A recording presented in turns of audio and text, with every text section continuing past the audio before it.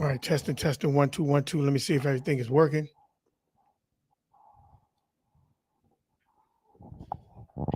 Testing 1 2. Testing 1 2 1 2. Let me see if everything is working. Good on his end. I'm still got a little technical difficulties.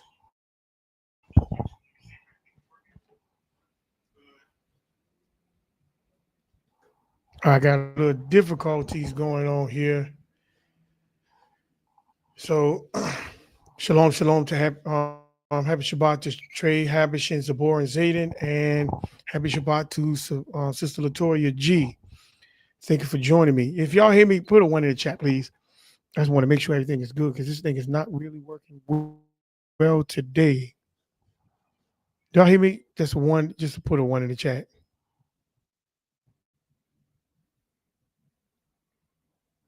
Okay, all praises.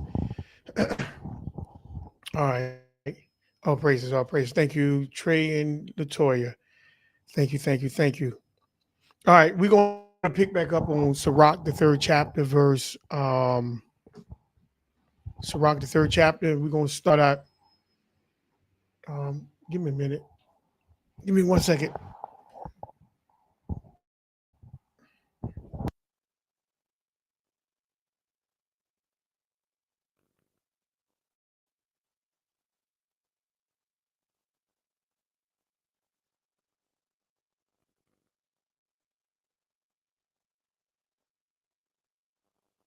My lesson on this, so y'all got to forgive me. Give me a minute.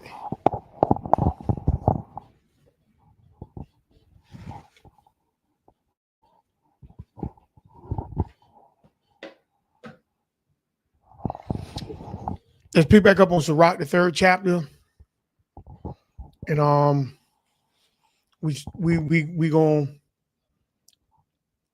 finish up on the house, building the house, walking in wisdom. And I know a lot of people um because the reason why I tell you building a house is very important is because your salvation is going to come from your house. I know a lot of people look at it and say, well, the salvation is coming from the where. No, it's coming from your house. That's the reason why the Creator told Israel to build a temple, because the salvation is coming from that temple. That's where the Creator dwells, inside that temple. You see, and you can say that you're the temple, whatever, whoop de whoop. It doesn't matter. The Creator said, "Let us create man in our image, according to our likeness, and give them dominion." So, the dominion that the Creator is looking for you to be a part, that when He gave you dominion, that the earth represents the dwelling place that He expects for you to have together when judgment happens. So because we fail, now here's the thing. We say, well, we fail. Well, yeah, we fail. But that still has no negation on you building your house the way it's supposed to be built. I know a lot of us, we tries to crawl our way around it, but your salvation is coming from your house. Okay? Your salvation ain't coming from no place else. It's coming from the house that you have built.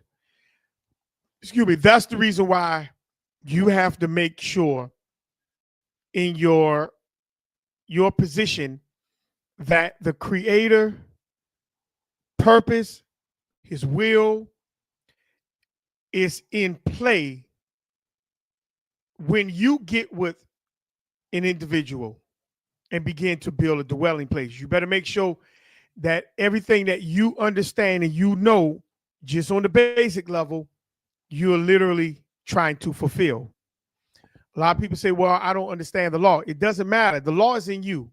Okay. Now, there may be some things that you might not understand, where understanding may have to be brought to you. Shalom to Brother Joel Smith. Happy Shabbat to you, brother. Make sure you press the like button when you come in. The house, I mean, you might not understand certain things, but the basics is already in you. You was born with the basics on how to build and how to establish. The problem is we go away from that that role as we get older and we begin to venture out into this world to try to fulfill the things of this world. And then we allow the things of this world to become the very purpose of the creator, and that's farther from the truth. And one scripture, one verse I do like in the New Testament, you would rather serve the creation rather than the creator. Now, I totally agree with that, because that's pretty much what a lot of people are doing today. They are worshiping the things that the creator gave us to enjoy. For our pleasures here, we worship that more so than the one who put the things here for us to be pleasured in and pleasured by and pleasure for. You see how that works? Because we take and we move things away from ourselves, which means the creator, and we bring things into ourselves, which is the creation. And we pay attention more to the creation rather than the creator. And that's the reason why he said, let us create man in our image. The image of the creator is not materialism. The image of the creator is the purpose that he has designed for you to fulfill for him. You see, the likeness is to mimic the very nature of the creator. And if the creator is not pleasuring himself in material things, why are you doing it? He put these things for you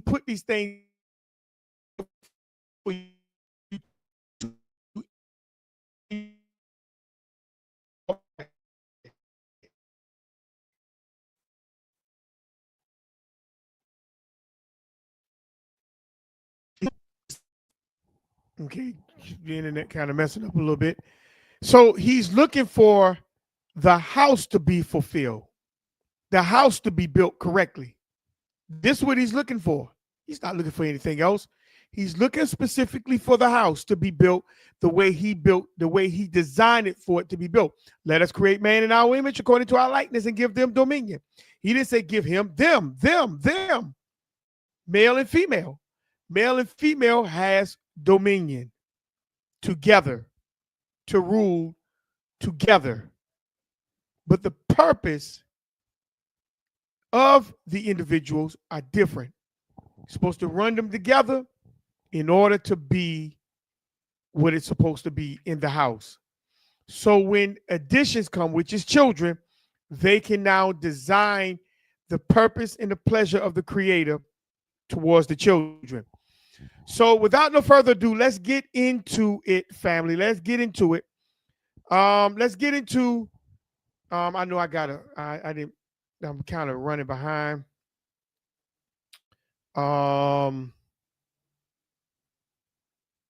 Let's get into the first video. I'm gonna get into a video. Then after this video, we're gonna pick up with scriptures. We're gonna move this thing forward because I'm coming to a close in this series. If you haven't watched part 1, I advise you to go back to part 1 and look at part 1. And we are still on verse 9, and we're going to get to verse 10 right after this video. We're still on the part where it says, but the curse of the woman, the mother, uprooteth the foundations to homes. So we want to make sure, let's get into, let me hold off this video real quick. Let me get into another video. Just give me 1 second. I want to put this video up right here first before I put that other video up.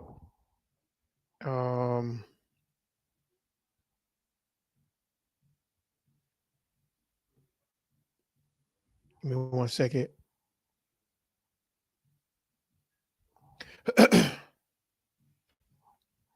We have to be very cognitive of how we build in a house. You know, building a house is very important because that's where your salvation is coming from. It's not coming from no other place. It's coming from the house.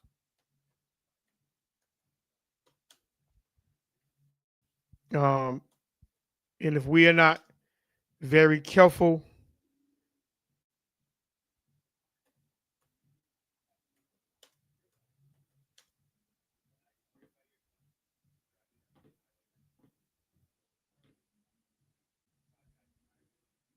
Just give me.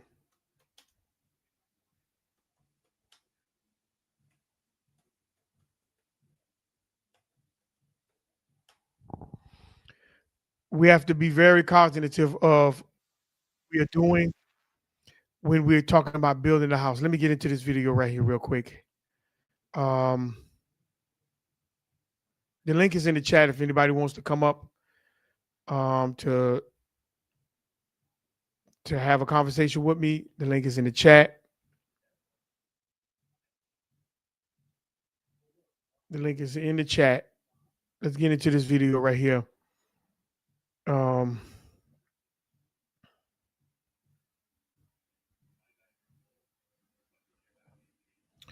Fair use, fair use. This is not my material. I claim no rights to this material. And we're going to get into some real deep dives today, real quick, as I have the opportunity to do so. We're going to get into some real deep dive today to be able to explore more so of the house, because if we don't build correctly, then we're not going to build at all. Let's go. Ladies and gentlemen. Hold on. Why is this thing is acting like this? Give me a second.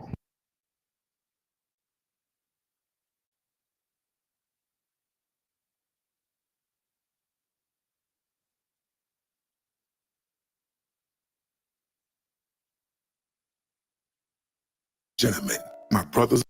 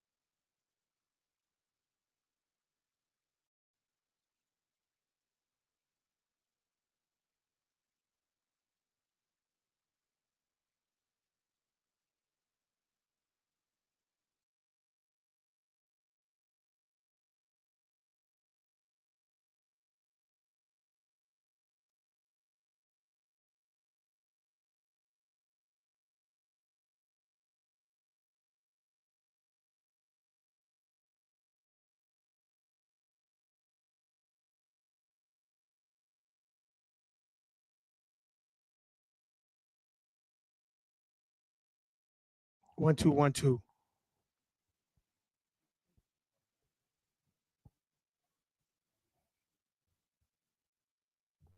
1, 2. Let me see if this is working now.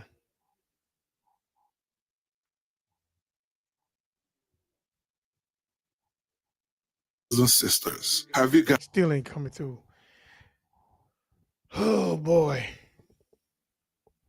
I might have to skip out the videos today because I'm not going to spend time trying to fix this thing, because this thing be acting up all day long.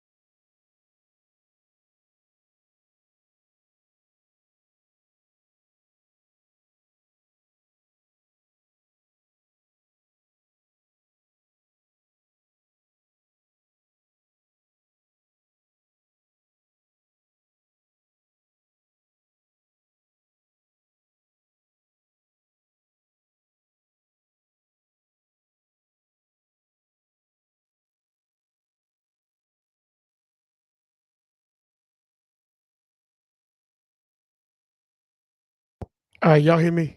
Do y'all hear me on this one? Put a one in the chat. I had to switch computers over. If y'all hear me, put a one in the chat, please.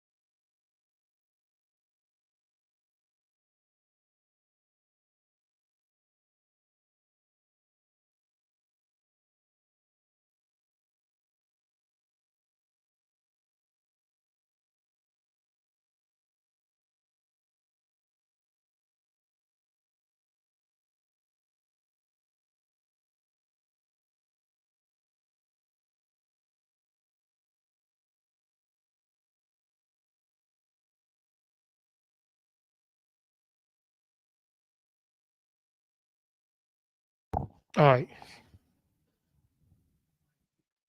Let me see if this computer work.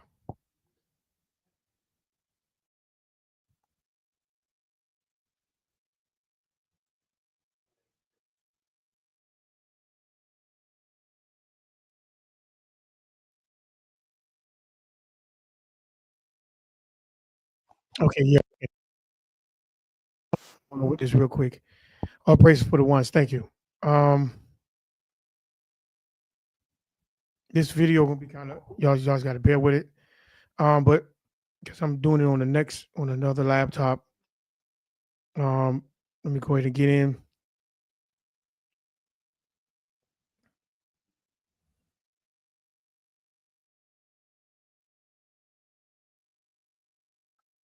All right. Fair use, fair use.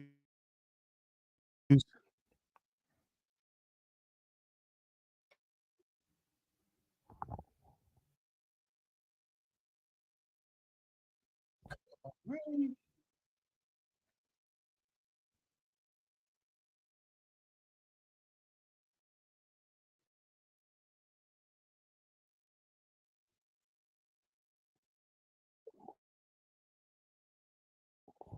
Oh, God have mercy. Man, this motherfucking shit getting on my damn nerves.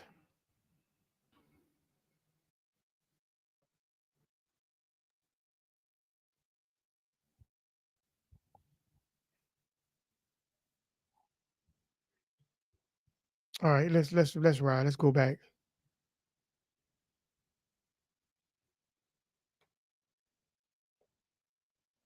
Fair use, fair use. Let's go.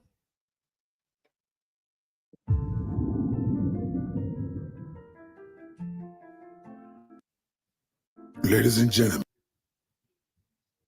my brother, have you guys been out to an event or a restaurant or even a movie theater or bowling and you look around you, you see an Asian man. He is with his woman and kids. And then you see a Hispanic man. He is also with a woman and kids. You see a white dude.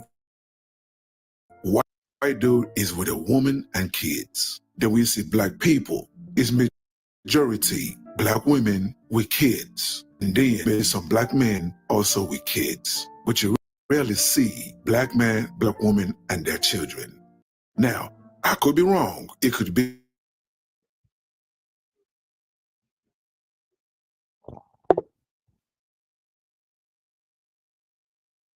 around it.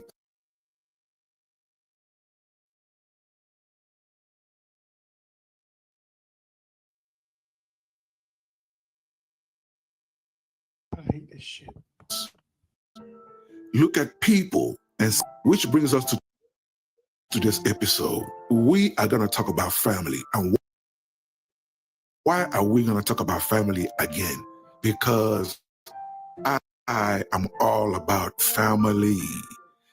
I grew up in a large Nigerian family. That's what I'm used to. That's all I know. And that's why I will forever be about Black families worldwide. The problem is you've never asked yourself the question, well, what note am I striking?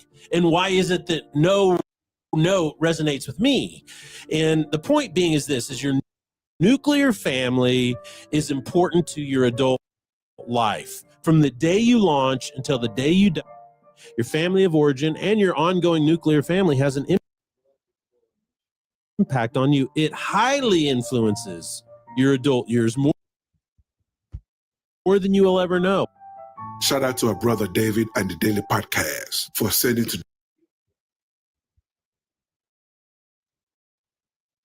this clip. Hello.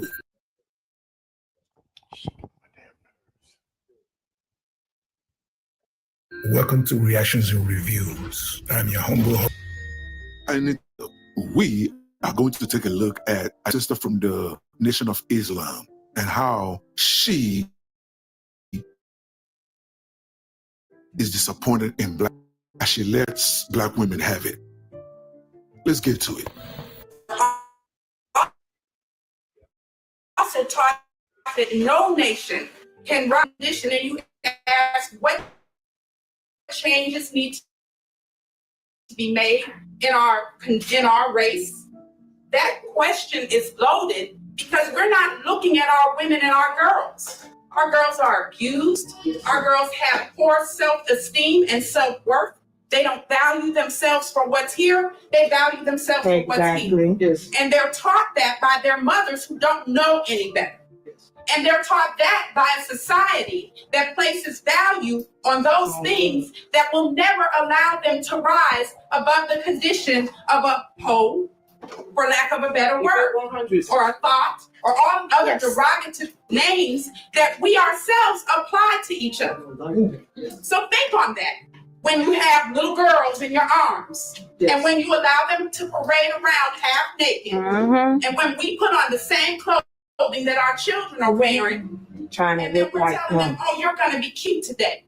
But are we teaching them how to write? Are we teaching them how to read? Are we teaching them how to value the mind that Almighty God gave them? Are we cultivating within them the gifts that He put there that are not gifts that some man will take advantage of? Yes. We have to think about that when we start talking about race, because there are men who come into our communities and they take advantage of our little girls whom we have mistaught, whom we have not elevated, whom we have not given a sense of value.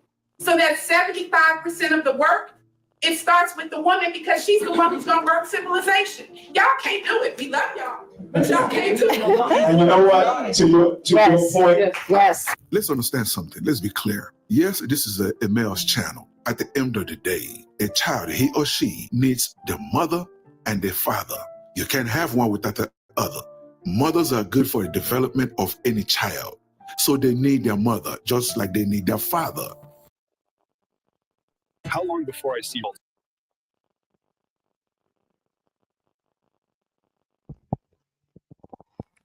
So just while the commercial is coming in,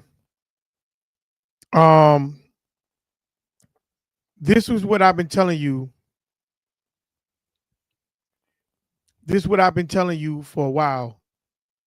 And the scriptures tell you the mother has the authority over the children. She has the authority over the children.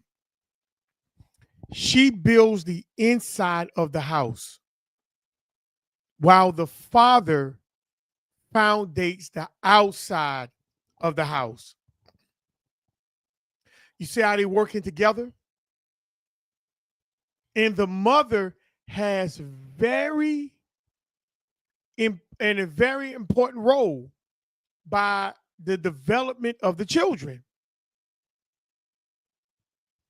She has first dibs at the children, into what the children believe, know, what they come to understand, how they move, and etc. That comes from the mother. So if the mother is messed up, then what you think gonna happen to the community?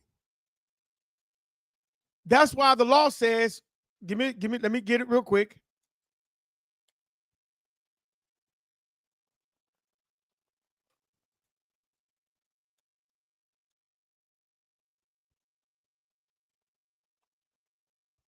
That's why the Bible says, do not prostitute thy daughters. Do not prostitute thy daughters. You see? Do not do that. Because the mothers has the first dibs to the child. And if the mother is messed up, then what you think is going to happen to the children? Now you might say, well, I'm straight. Okay, that's cool with you. But what happens to the child? The Bible says, do not prostitute thy daughters. Don't prostitute thy daughters. You know, we don't let our daughters get out in the open so as that people can just have their first dibs at them and mess up the women. And now the woman is traumatized. And now what you think's going to happen? Now we always talk about with slavery there. Oh, well, the white man raped the child, raped the woman, and the white man did this and white. But what is our community doing? It says don't prostitute your daughters. We allow our daughters to just be open for any and everybody.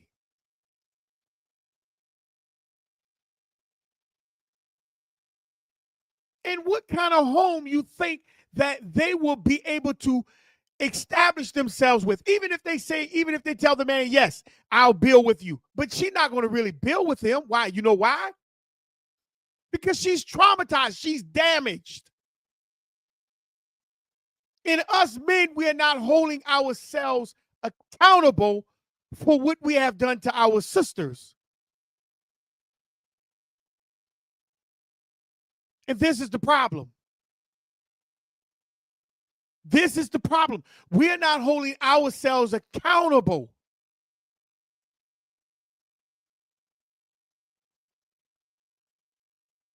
And our sisters do not know what it takes to build upon a foundation, because that was taken from them. It says, that's Leviticus 19:29. Do not prostitute thy daughters. Cause her to be a whore. Now let's talk about that.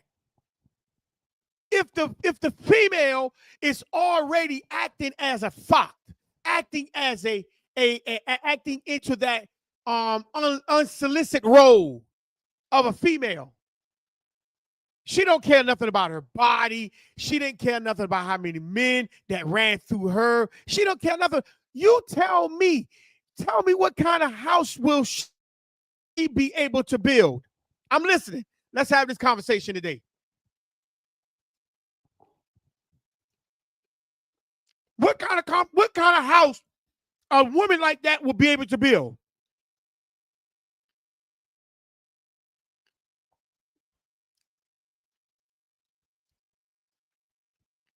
Let's have the conversation.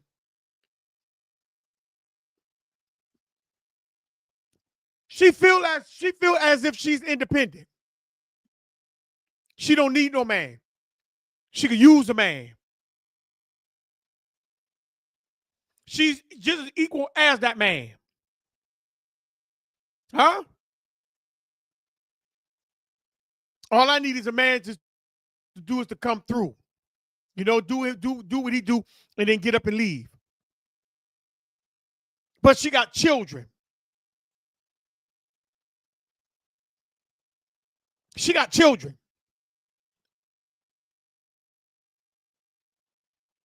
What example is she sending to them children, especially daughters and sons? Do not cause her to be a whore.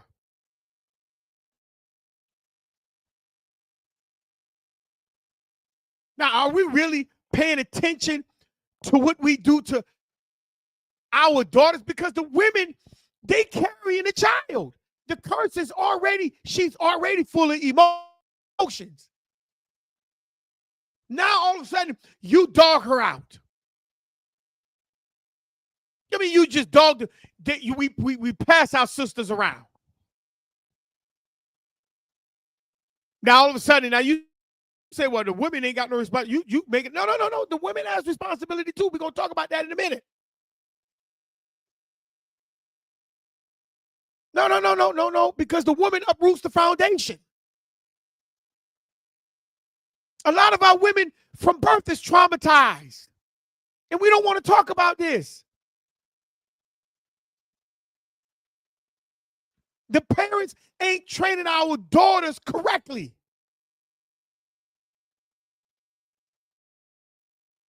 The parents, like the sister say, they trying to the older women trying to compete with the younger women.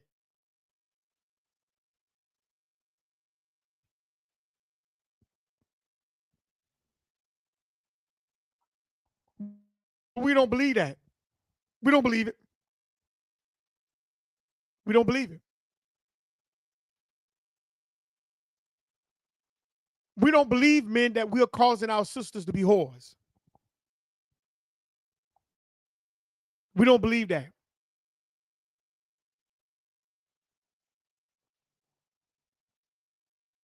We say, oh, well, she got to be a virgin. Well, yes, she got to be a virgin. But how many virginities you took?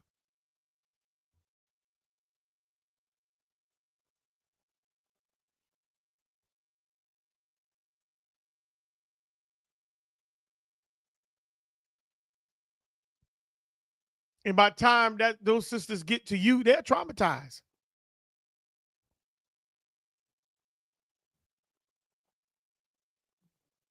We have to protect the community. We have to protect the house.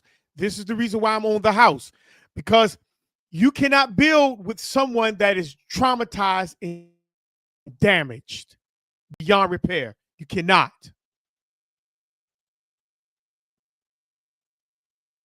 It says cause to be a whore. Lest the land fall into whoredom.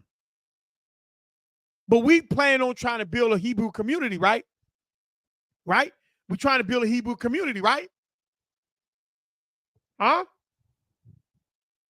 This is what we're doing? Building a Hebrew community?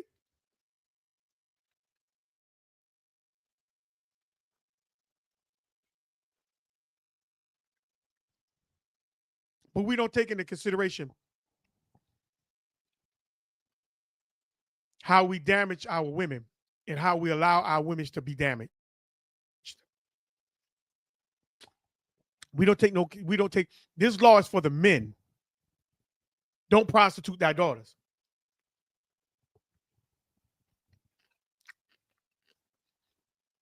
And the land become full of wickedness.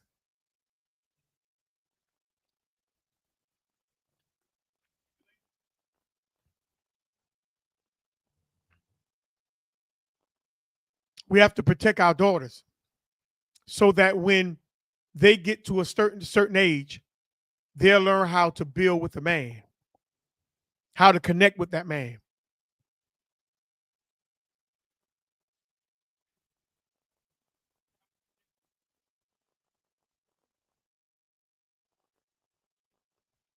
We followed Snoop Dogg and them back in the days. When Snoop Dogg say, I don't love them hoes, and we kept repeating all that, and we started living by that. That's what we was doing. And we started treating the women as such.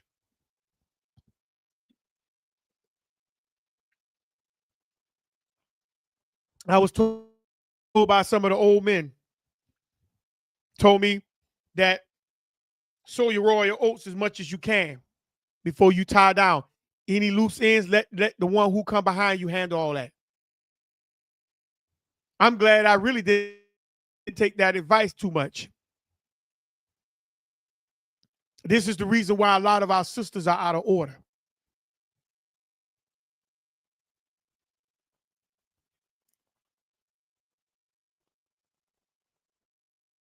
So let's get back into the video. Let's keep riding. Let's keep cooking. Let's go. Anybody wants to join the conversation, the link is in the chat. Yeah, the link is in the chat. You can click onto the link and come on up and have a conversation with me. Let's ride.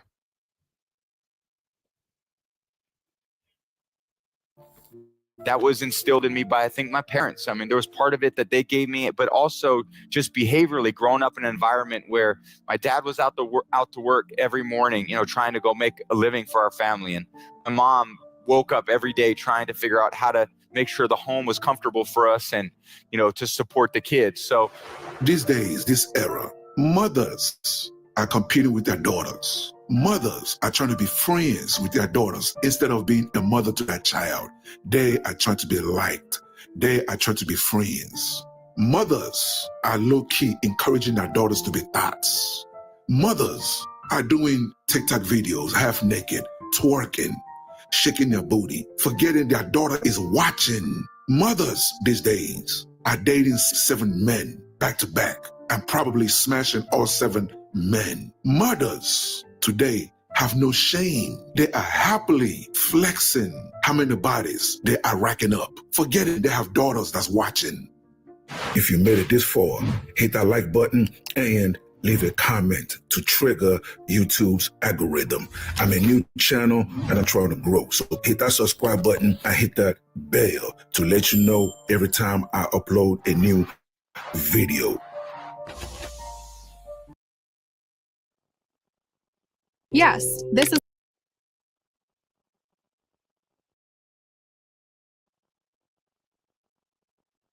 The thing. Like I say, a lot of us, we at the point where we have to start evaluating the very nature of us as a people. Because if we don't, then we're not going to really have this conversation like we're supposed to. You see, the conversation has to be had. As men, we should not be tolerating the things that we allowing to be done in our community. And women, you should be on top of this as well. So let's keep cooking. Let's go. Y'all should be the first line of defense to saying when y'all see bad behavior, y'all should be shutting these sisters down that's out there acting like thoughts and etc. Let's go. The Black community does actually need strong nuclear families, but not because we're Black, but because that's the natural order. So I think it would be safe to say that Reese may not be a Christian because when God looked at man, he said it's not good for man to be alone. He gave him a woman. He didn't give him a village. He didn't give him the community. He said, be fruitful and multiply to this man and this woman. So it's supposed to be God, husband, wife. See some of the foolishness that we see in the Black community because we are out of order. And we can make up all of this stuff that sounds good. I'm from a single parent home and I'm not somewhere cracked out in the streets selling my body. However, that is not ideal. It would have been better for me to be in God's order to have a mother and a father to raise me. And that's just what it is. You know, the effect that it's had, we've had women for generations now saying that they don't need a man, and we have boys that don't want to be one. Everything we are seeing today in America, in the Black community, starts at home. When we start building the Black nuclear family again, that will result into community. In Nigeria, they call it the village. Here is community, and that community will make Black people stronger. That community will not turn to the rise of economic. Why? Because those community will create businesses, and those businesses will in turn create finance, wealth, which will then create safety. Because when the community is financially strong, they can demand safety. They can demand laws. They can demand policies in their favor. Why? Because they are pushing, they are lobbying. They are lobbying and pushing laws into place. That is why it's vital to have a black nuclear family. Kevin Samuels, may he rest in peace, was preaching marriage, marriage, marriage. Don't make babies without marriage. Look at the result, ladies. And I know some of y'all will still say, well, what about the men that abandon their children? That's false. That nonsense has been debunked so many times that I can't even keep account how many times that white propaganda has been debunked. Even Oprah Winfrey, the ultimate black man hater, she debunked it. She proved that black men are the number one fathers in America.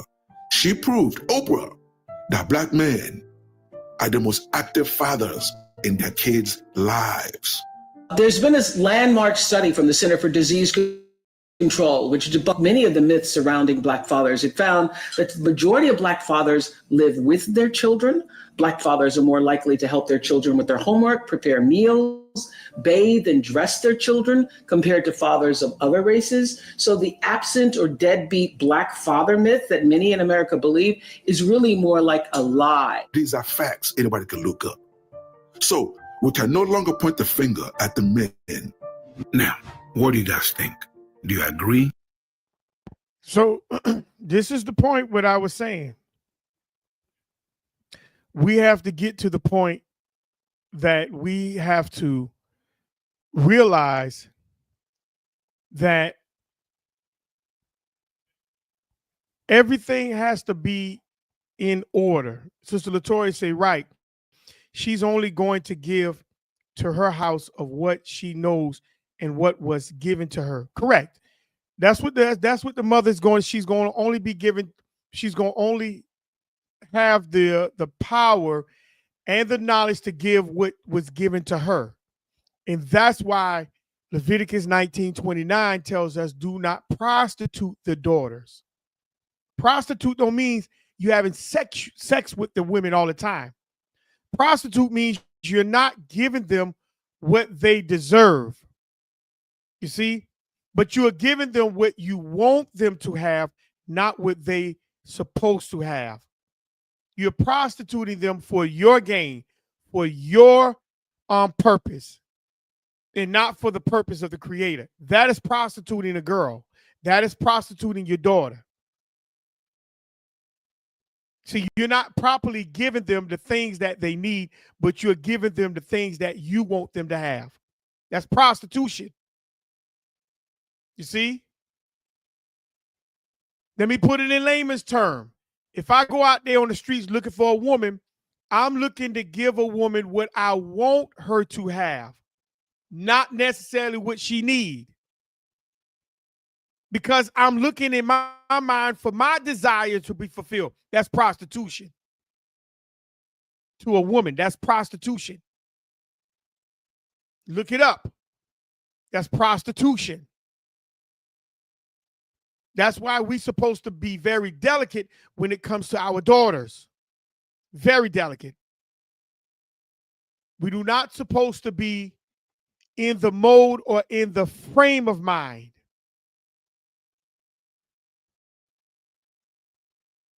to be giving our daughters what we want them to have according to our desires. It has to be according to the will of the Creator. Because your desire is going to now lead her into what you want her to be. Not necessarily what the Creator had designed for her to be. You see how that work? See how that work? So we want to make sure we are not prostituting our daughters. Okay? We're not prostituting them. All right? We're not prostituting our daughters. We want to make sure we raise our children in the mode that they're supposed to be. We have to make sure that our community we have to make sure we understand that our community is not going to survive if our women are unbalanced.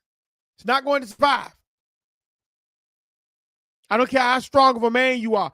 If you don't have a balanced female, your community will not survive. Period. We could sit here and we could play games all day long. But if your females are not balanced, you're not going to have a strong community. That's the reason why we can't get laws passed in our favor. That's the reason why we don't have businesses like we supposed to. That's the reason why our community is being swallowed up, because we don't have the females to teach the inside of the house the will of the Creator. They're teaching the will of themselves. I want you to let that sink for a minute.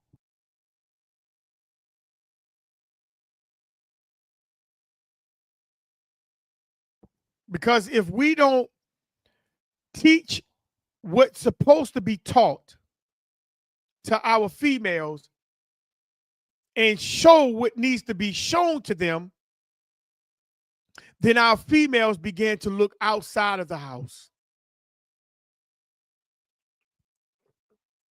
I want you to pay attention to that.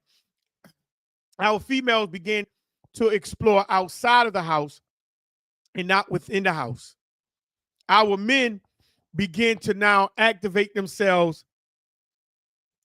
outside of the house as role models and not within the house.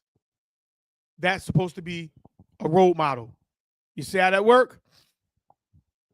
So let's go. Let's grab a couple of scriptures. Let's go to Jeremiah 3. Let's grab that real quick. Jeremiah 3rd chapter.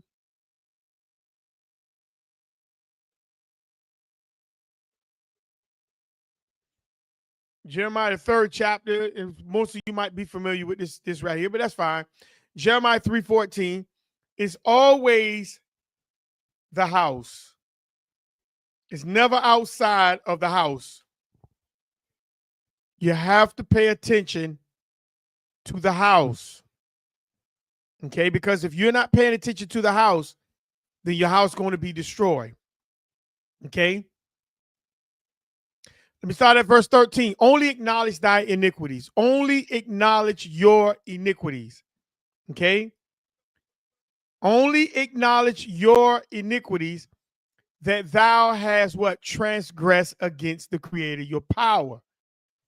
So the things that you've done against the Creator, that's what you acknowledge. Okay. The things that you went against the Creator about, that's what you should be acknowledging. Okay. Rather, if you took part or you sat back and watched, you just as guilty. Okay. So then it says, and has scattered thy ways to the what? Strangers. Now I want you to pay attention to that. And has scattered your ways. You gave the strangers power over your house. Now I want that to sit right there and let that sink for you. You gave the strangers power over your own house. We give them power. We give the strangers power over the house because we allow them to tell us how to move and how to work, what to do with our children. We don't have no say into what we do. We gave the strangers power over our house. Let that sink for a minute. Let that sink for a minute. You gave strangers power over your house. You scattered your ways, the things that the Creator gave you to live by. You gave that to strangers. That's why no policies is being implemented for you. That's why your communities are being swallowed up. That's the reason why a lot of things happening, because you gave the enemy, you gave the strangers power. You gave them power. The women that's supposed to build the inside of the house don't know the strength that they have because they've been damaged.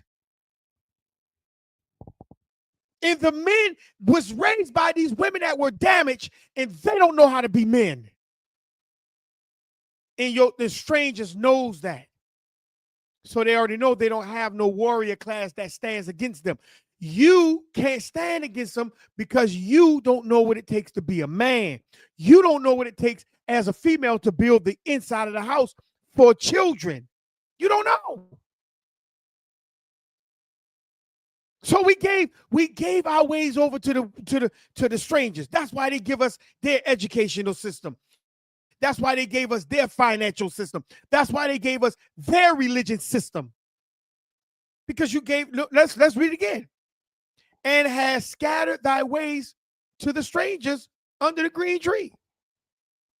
And you have not obeyed my voice, says the Creator. You still walked away from the what? Culture. You walked away from the foundation. Because the reason why you did it is because you wanted to take a part of the American dream. You wanted to be a part of this system. You wanted to be a part of everything these people had to offer. Oh man, I made all straight A's. Well, what the hell that's supposed to do for you in the system? I mean, in the culture of yourself. What that's supposed to do? I know we have to send our children for school because we're not under our current system, but we don't teach our children we are under oppression. We teach our children that everything is cool, smooth, is fine. And it's not.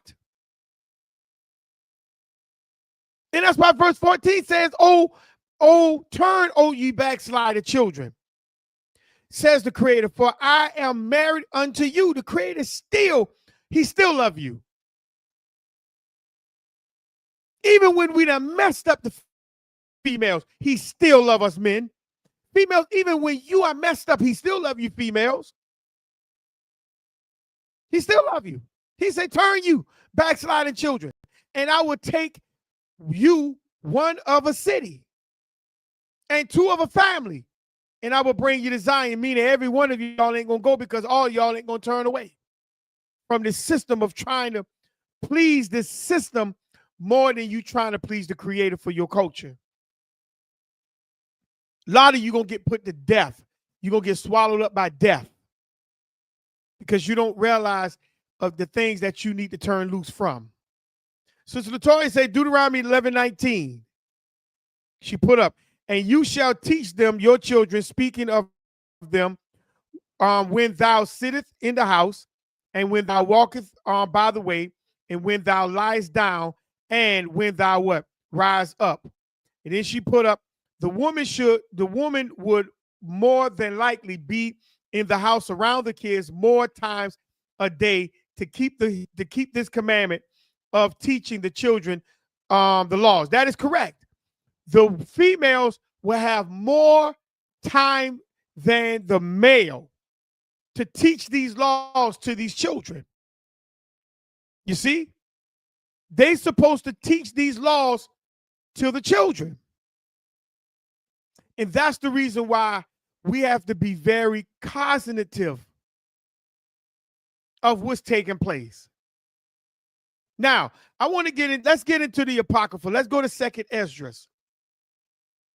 Let's go to 2nd Esdras.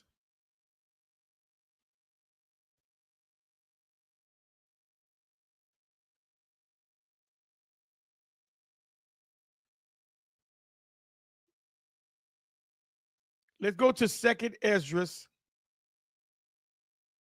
We're going to go to the 9th chapter. 2nd Esdras 9. Let me delete a lot of this stuff off real quick.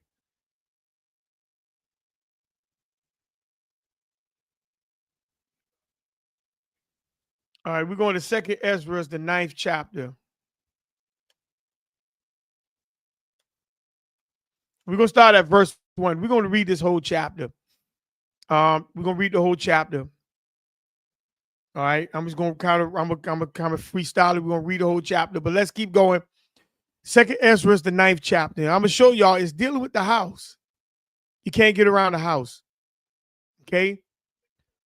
And it says, and he answered me then and say thee, measure thou the time diligently in it self. And when thou seest part of, let me get another version. I don't like this. It got too much of that England crap in it. I don't like that.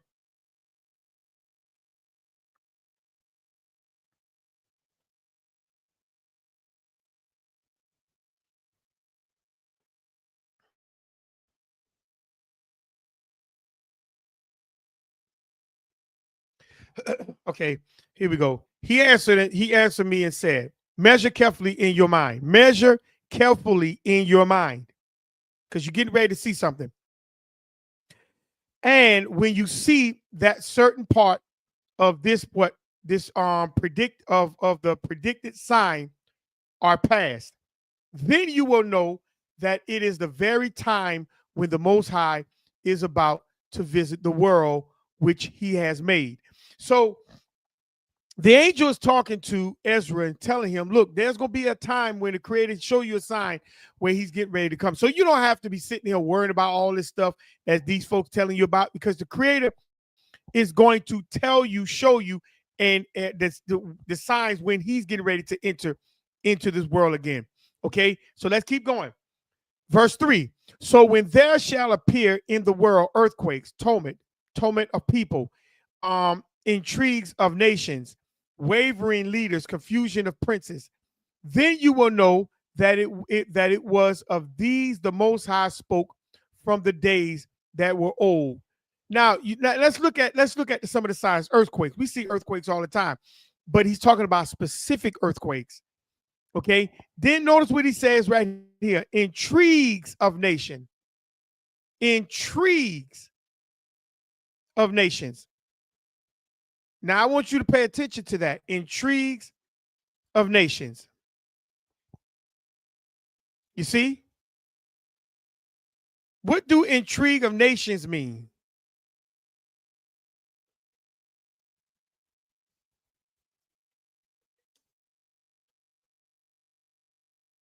What is that?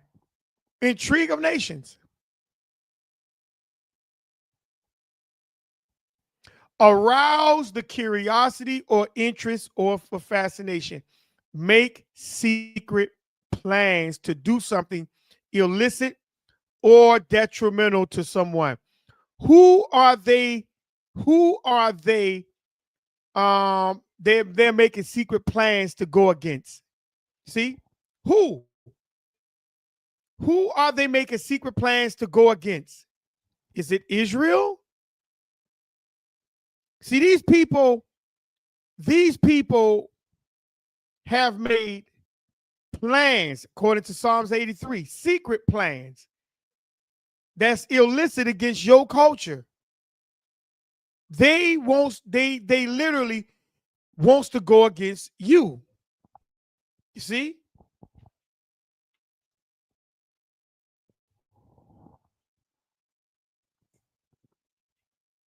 So they're making secret plans.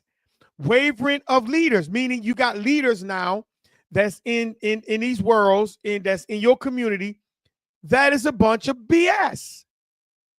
They're wavering, meaning they're not stable. They're not founded. You can't count on these people.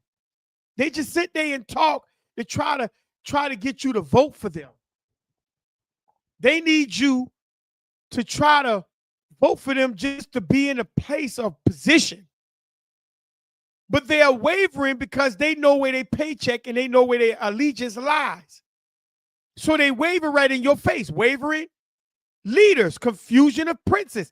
You're talking about people that's in power. Why are they confused? Because they're not in charge. Let's have that conversation. They're not in charge. They got you believing that they are in charge because of their degradation, that they had the decorative clothes that they have on, and all the people around them doing the military thing. They're not in charge. Confusion of princes.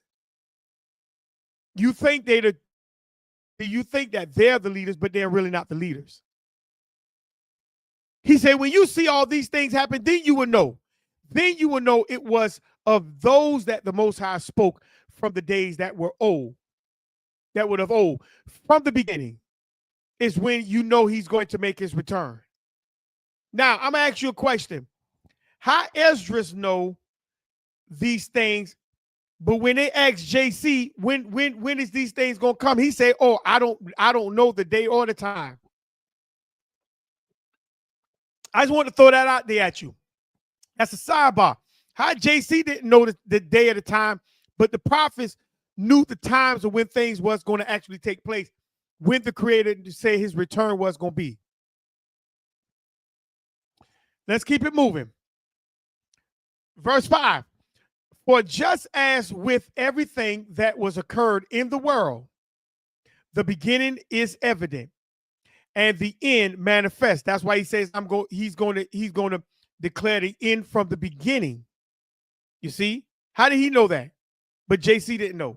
But let's keep going. So also are the times of the Most High. The beginning are manifest in wonders and the mighty works, and the end is requital, meaning the same way you saw the beginning, he's going to exercise that thing in the end. He's looking for that thing in the end to return back and resurface back to how he declared it from the beginning. See how that work?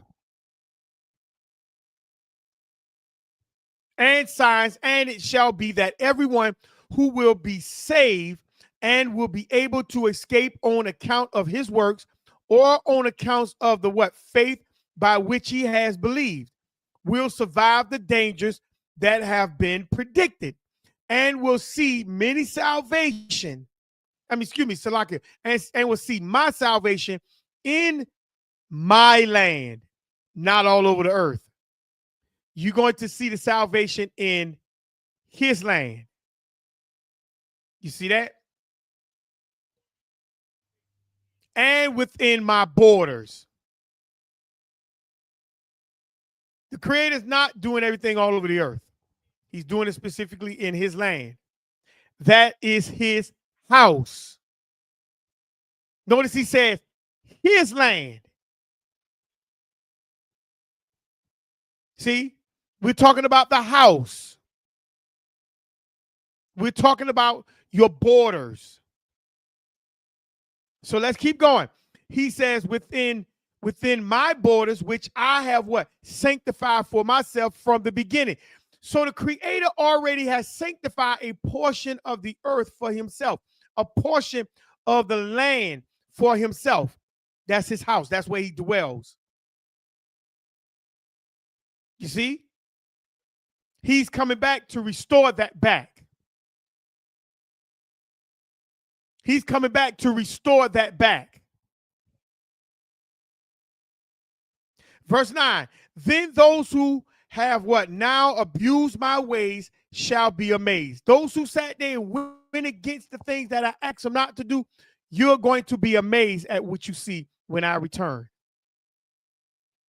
And those who have rejected them with contempt shall dwell in torment. Meaning you are rightly rejected. You knew what it was. You didn't want to, you just turn your head. You gave them the back of you gave them the hand. You didn't want to even deal with it. You're going to be in contempt. See? You're going to dwell in contempt and torment. You're not going to rest. For as many as did not acknowledge me in their lifetime. I want you to pay attention. For as many who did not acknowledge me in their lifetime, although they received my benefits. Pay attention. He bless you. The Creator allow you to be blessed.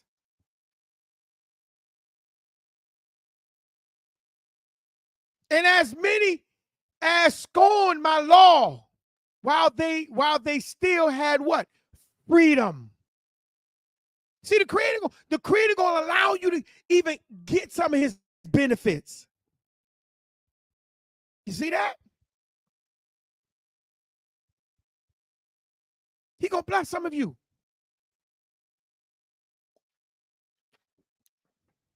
This is beautiful. And he says, and as many as scorned my law while they still had freedom. You spoke against the law. You went against the law while you still had an opportunity to repent.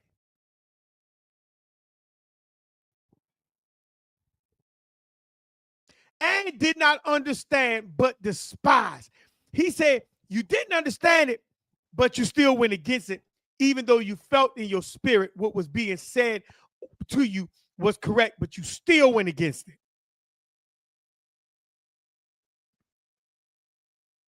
While the opportunity of repentance was still open to them. You see how that go? He's not going to forget a lot of stuff. A lot of things ain't going to get past the Creator. When you had the opportunity to repent, you chose the opposite. These must in torment acknowledge it after death. You're going to pay. You're going to pay for the things that you've done.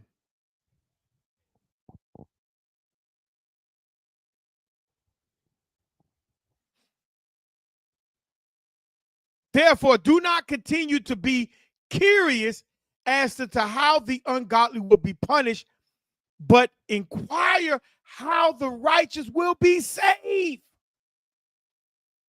Don't be worried about rather not if this person gonna be punished. I don't care. I need to know how to be saved. And those who wants to be saved, I'm here to help. I'm here to show. I'm here to guide for the little bit that I do know. The ones who wants to fall off, the heck with you. You can fall off. I'm not worried about I'm not worried about your penalty because it's gonna come. It's gonna come.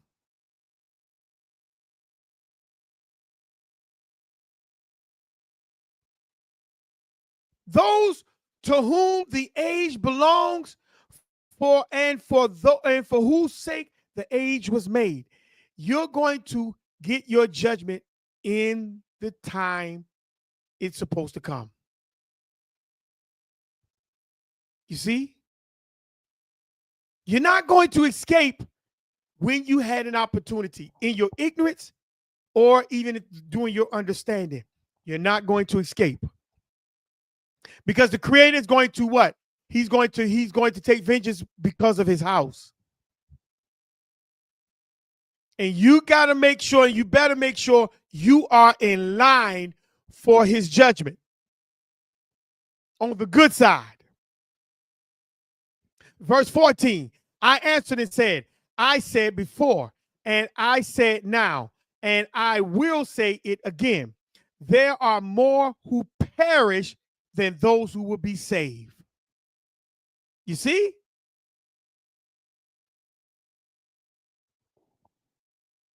As a wave is greater than a drop of water. So when you go out to the beach and you see those waves, just think about a lot of people perishing. And just think of a little small drop dropping from a thing, a droplet. Just that one drop. That's salvation for those who repent compared to the wave of those who don't repent. I want you to believe, I want you to think about that. I want you to think about that. I want you to think about that.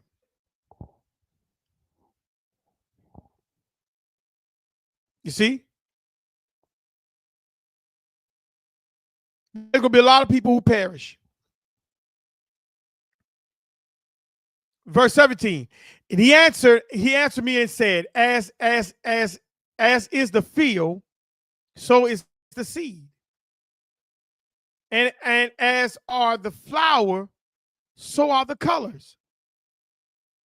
And as is the work, so is the product. And as is the farmer, so is the threshing floor. You see?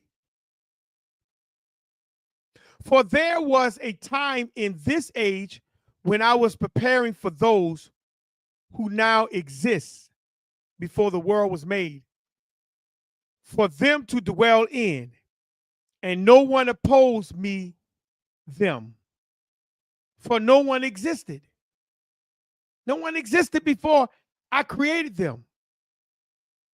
But now those who have been created in this world, which is supplied both with an unfailing table and an inexhaustible pasture. Meaning you got everything you need. You got everything you need. Have become what? Corrupt in their ways. Because what I just told you, you'll rather worship the creation rather than the creator. You'll build another man's culture before you return back to build your own. Your house stay ruined. Your community stays desolate. And you'll go build up everybody else's stuff. Oh no, I got to be to work. I got to be to work. I got to be to work. Oh no, I got to be there because Mr. John told me. See, you do everything to help everybody else, but you won't do nothing for yourself. You won't do nothing for your own culture.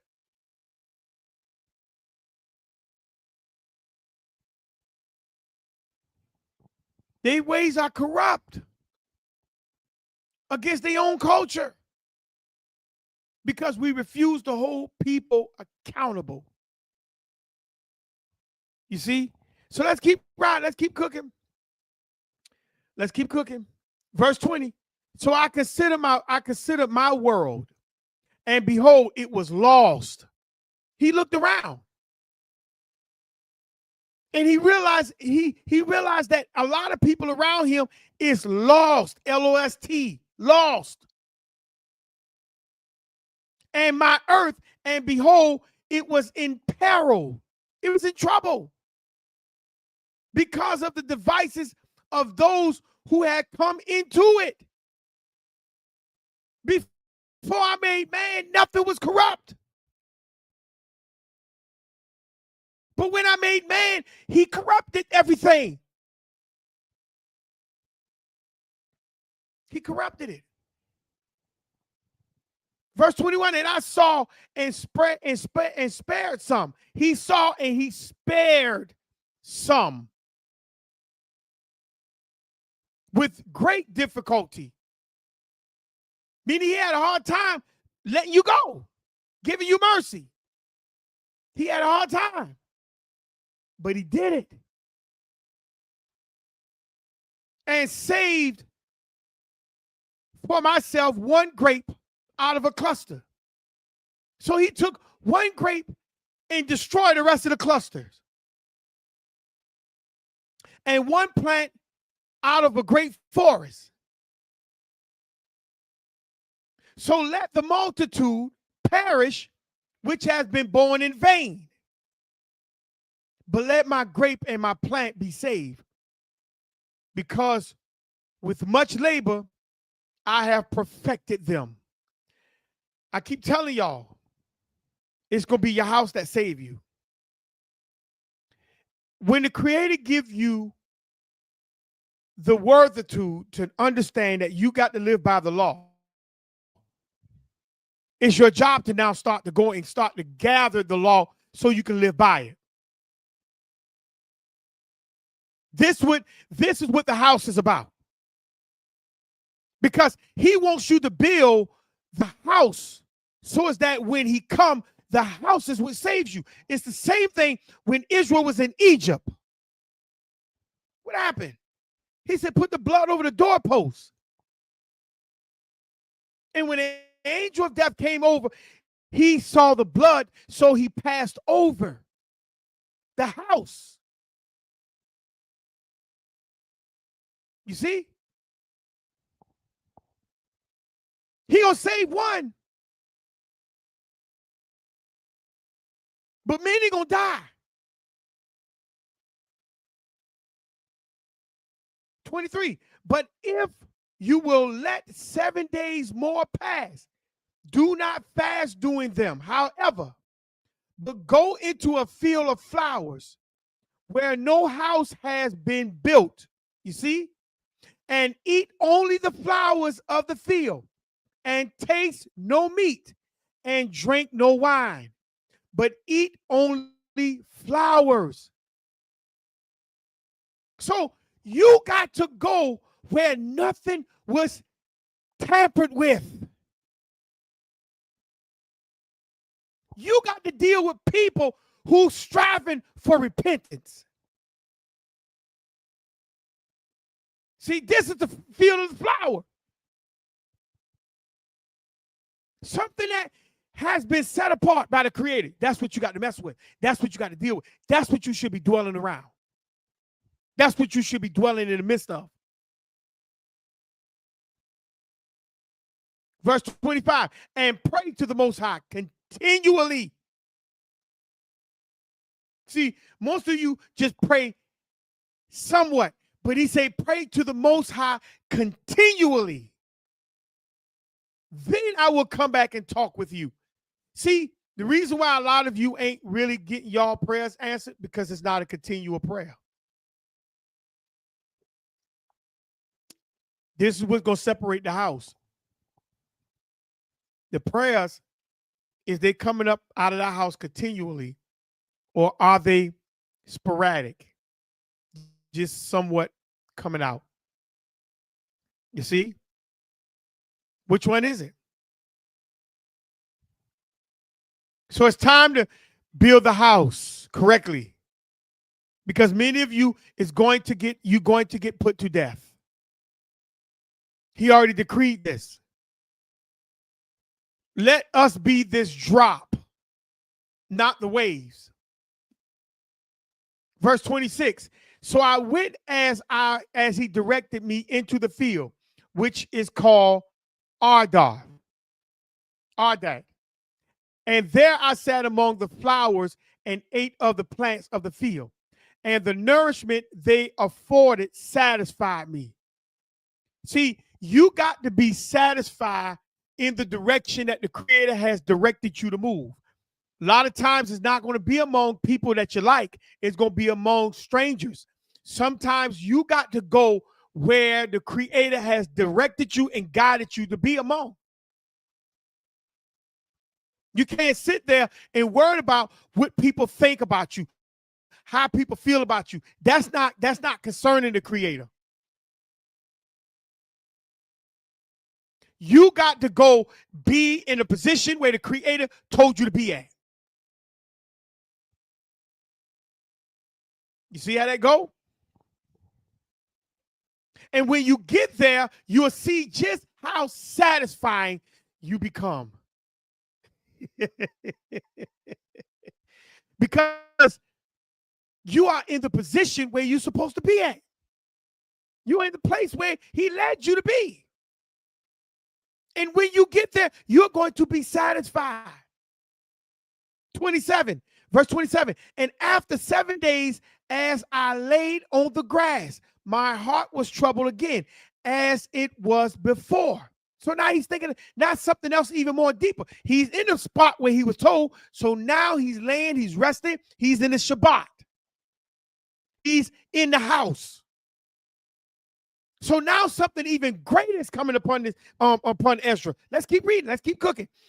And in verse 28, and my mouth was open, and I began to speak before the Most High and said, 29, O Lord, thou didst show thyself among us to our fathers in the wilderness. Talk about Moses. You showed yourself to Moses, even though that was an angel, but that wasn't a creator. But we get the gist of what he's saying. When they came from out of Egypt, and when they came into the what? Into the what? Untrodden and unfruitful wilderness. And thou didst say, hear me, O Israel, and give heed to my words. He told Israel to hear him. He gave Israel, and the Creator gave Israel his laws. Give me 1 second.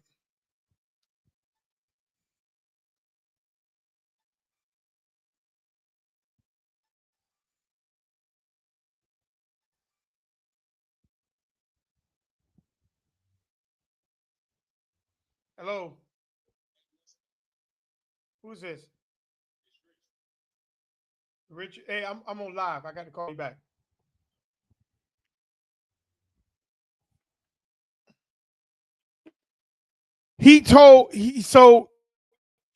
Ezra was where he was supposed to be.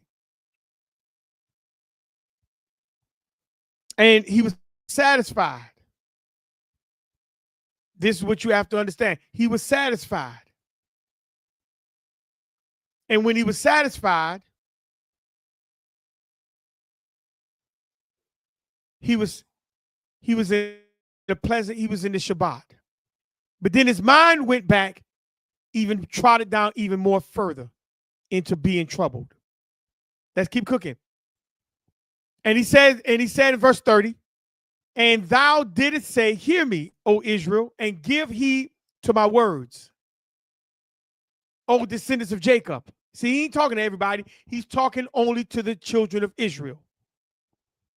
Verse 31, and behold, I sow my law in you, and it shall bring forth fruit in you, and you shall be glorified through it forever.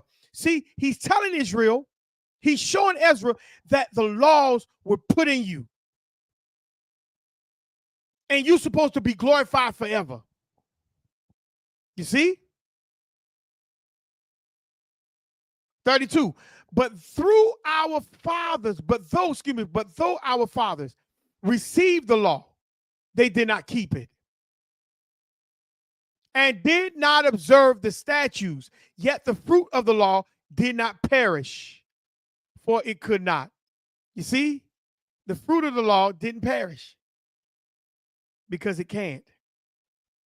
It don't matter what you think about the law. It's not going nowhere. It's not going nowhere. It could not perish. Because it was mine. It was the Creator's. None of these laws belong to you. It belonged to the Creator. And he already decreed what he already decreed, and he wanted to see who's going to carry it out in their house. You see? Verse 33, yet those who received it perish because they did not keep what has been sown in them. See, the ones who receive it, they didn't follow it, they died. Verse 34, and behold, it is that ruled that, and behold, it is the rule that when the ground has received seed, or the ship, or the sea, a ship, or any dish, food, or drink, and when it happens that what was sown, or what was launched, or what was put in is destroyed. They are destroyed, but the things that were held them remained. Do you get that? So the ingredients, even though you fix a dish and the dish may not turn out right, the ingredients that you put in still is the ingredients. You just messed up the dish you was trying to make. The ingredients are not going to change simply because your dish turned out wrong. You built the boat and put it on the water, but the boat sunk.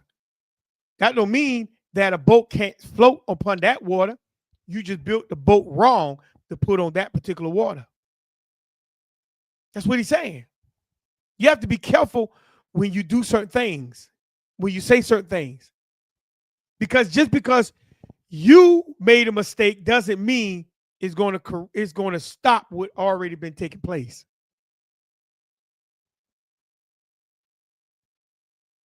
It doesn't mean that. You see?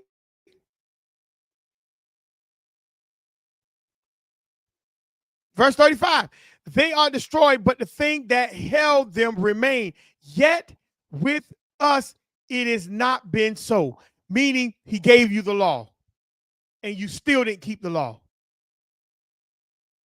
The law's still inside of Israel. The law is still inside of Israel, family. The law is still inside of Israel, family.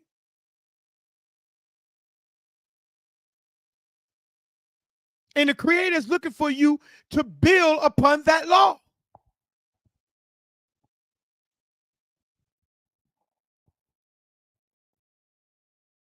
Period. Verse 36, for we who have received the law and sinned will perish, as well as our hearts will what? Receive it.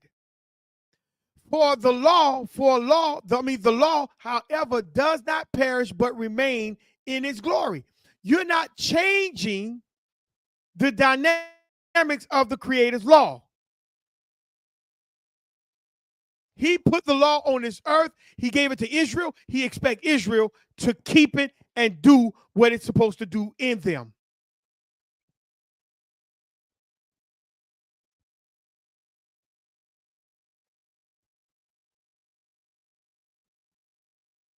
I want that to sink in you for a minute.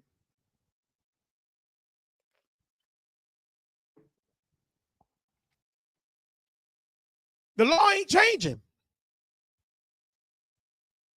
He expect his life, he expect his law, he expect his law to remain in the house.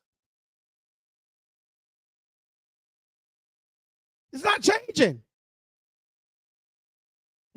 It don't matter if you accept it or you don't. It's not changing the word. It's not changing the word.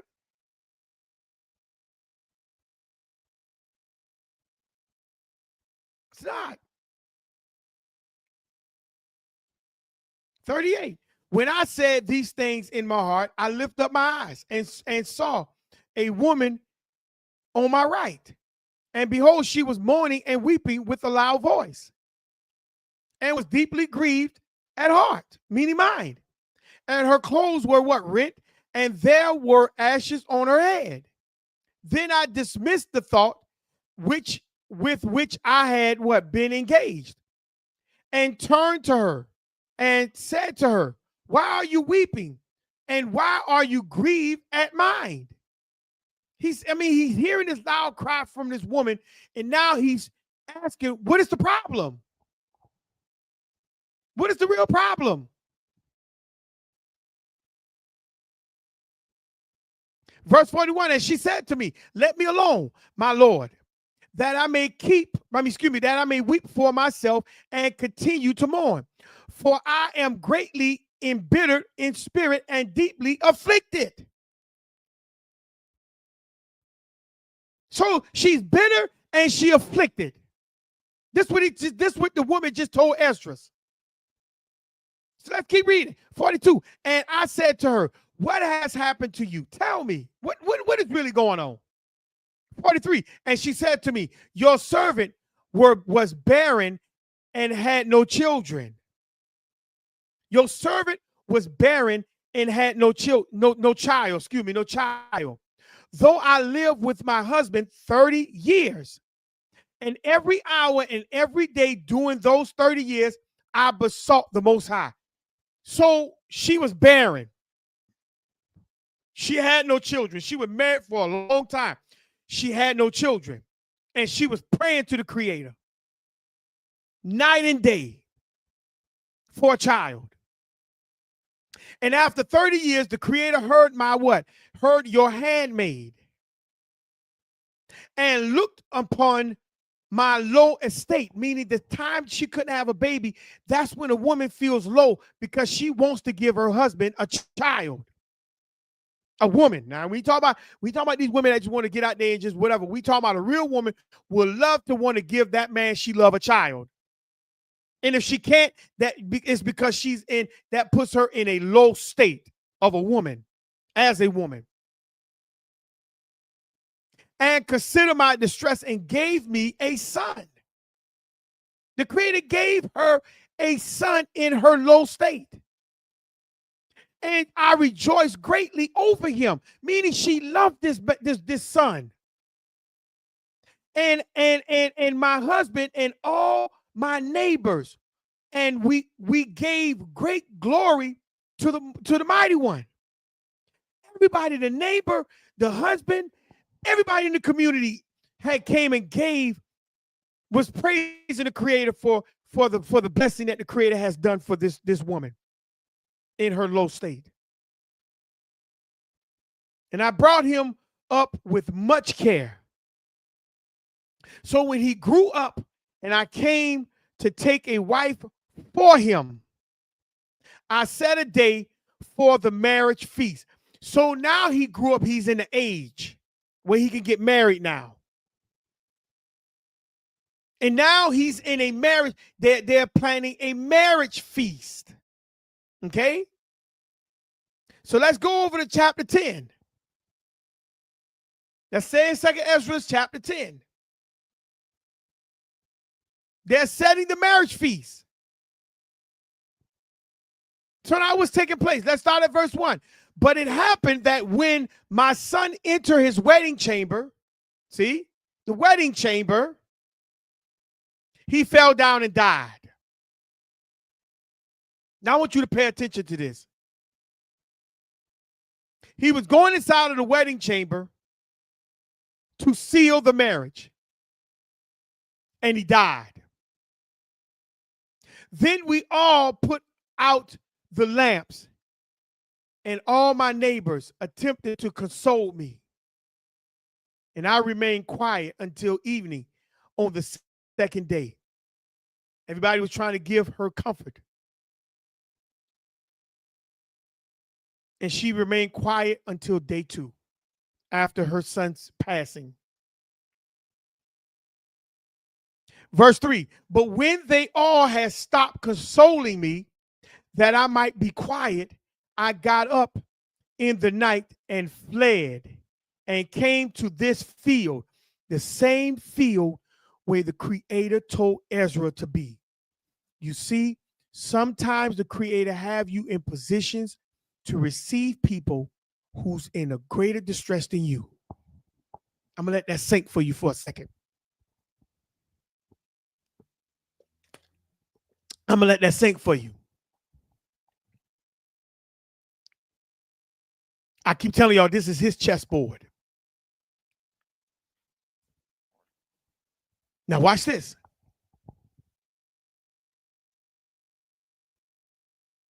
Verse 4. And now I intend not to return to the city. She said, I ain't trying to go back to the city, but to stay here. And I will neither eat nor drink, but without ceasing mourn and fast until I die.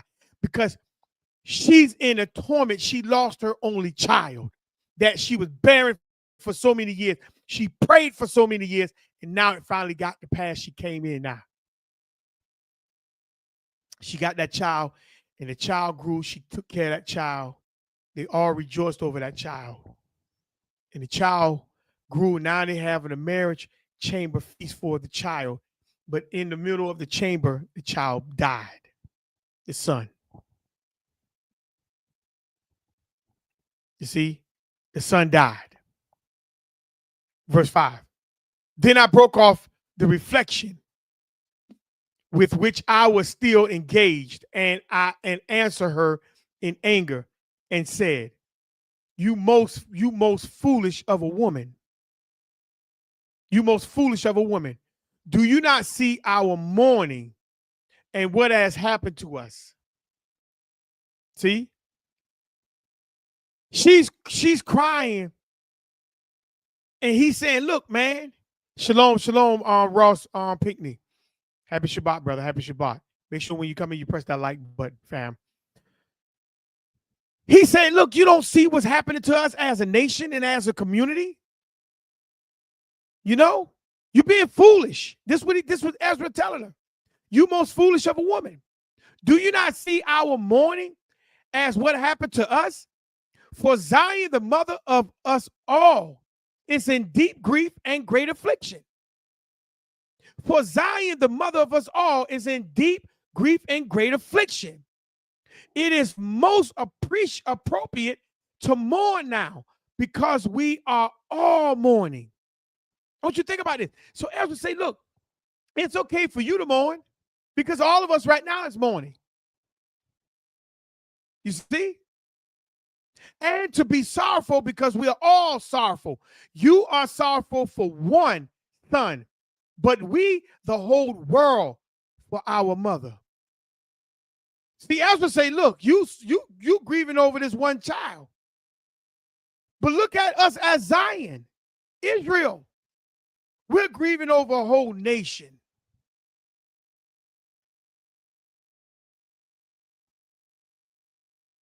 Verse 9. Now ask the earth, and she will what? Tell you that it is she who ought to mourn over so many who have what? Come into being upon her.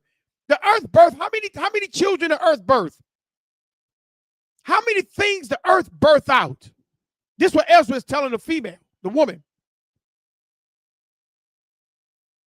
How many life that the earth births out every so often, every season upon her. Verse 10, and from the beginning all have been born of her, the earth, and all come again. And behold, almost all go to perdition, meaning you're going to die.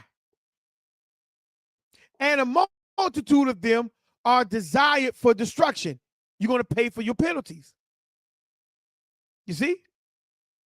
Verse 11, who then ought to mourn the more she who lost so great a multitude, or who is, or you who are grieving for one?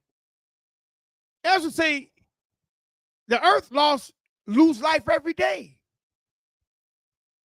But you just lost that one child.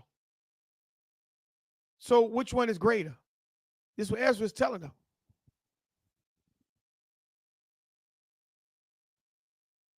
Verse 12.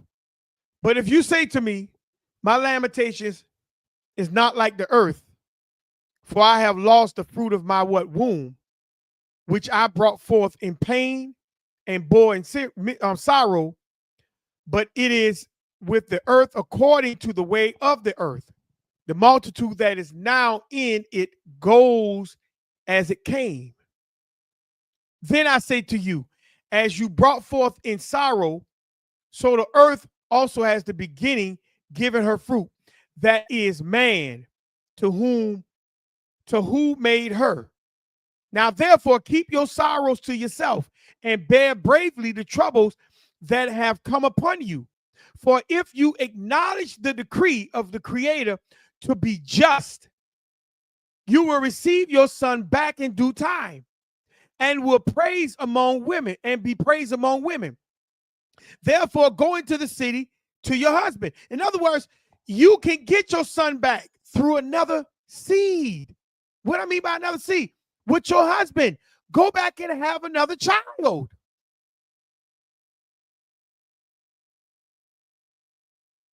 This Ezra was telling her, because the earth lose children, the earth lose children every single day. So the earth has more to grieve than just you.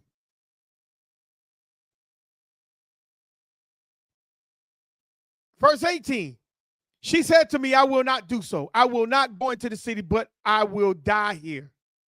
Verse 19, so I spoke again to her and said, do not say that, but let yourself be persuaded because of the troubles of Zion, and be consoled because of the sorrows of Jerusalem. For you see that our sanctuary has been laid waste, our altars thrown down, our temples destroyed.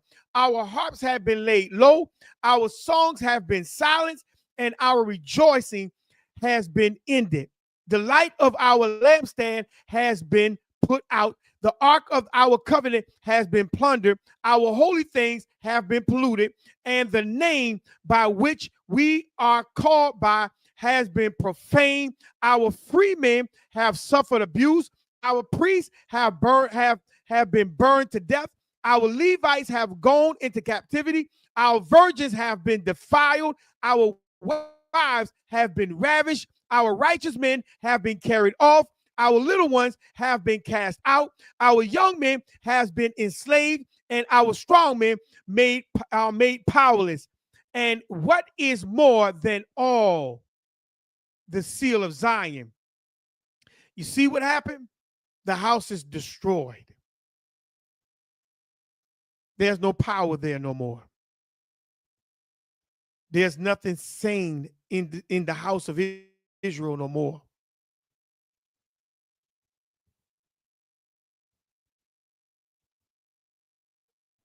For she has now lost the seal of her glory and has been given over into the hands of those that hate us. Israel has no more power in the house. 24. Therefore, shake off your great sadness and lay aside your many sorrows, so that the Mighty One may be merciful to you again, and the Most High may give you rest and relief from your troubles.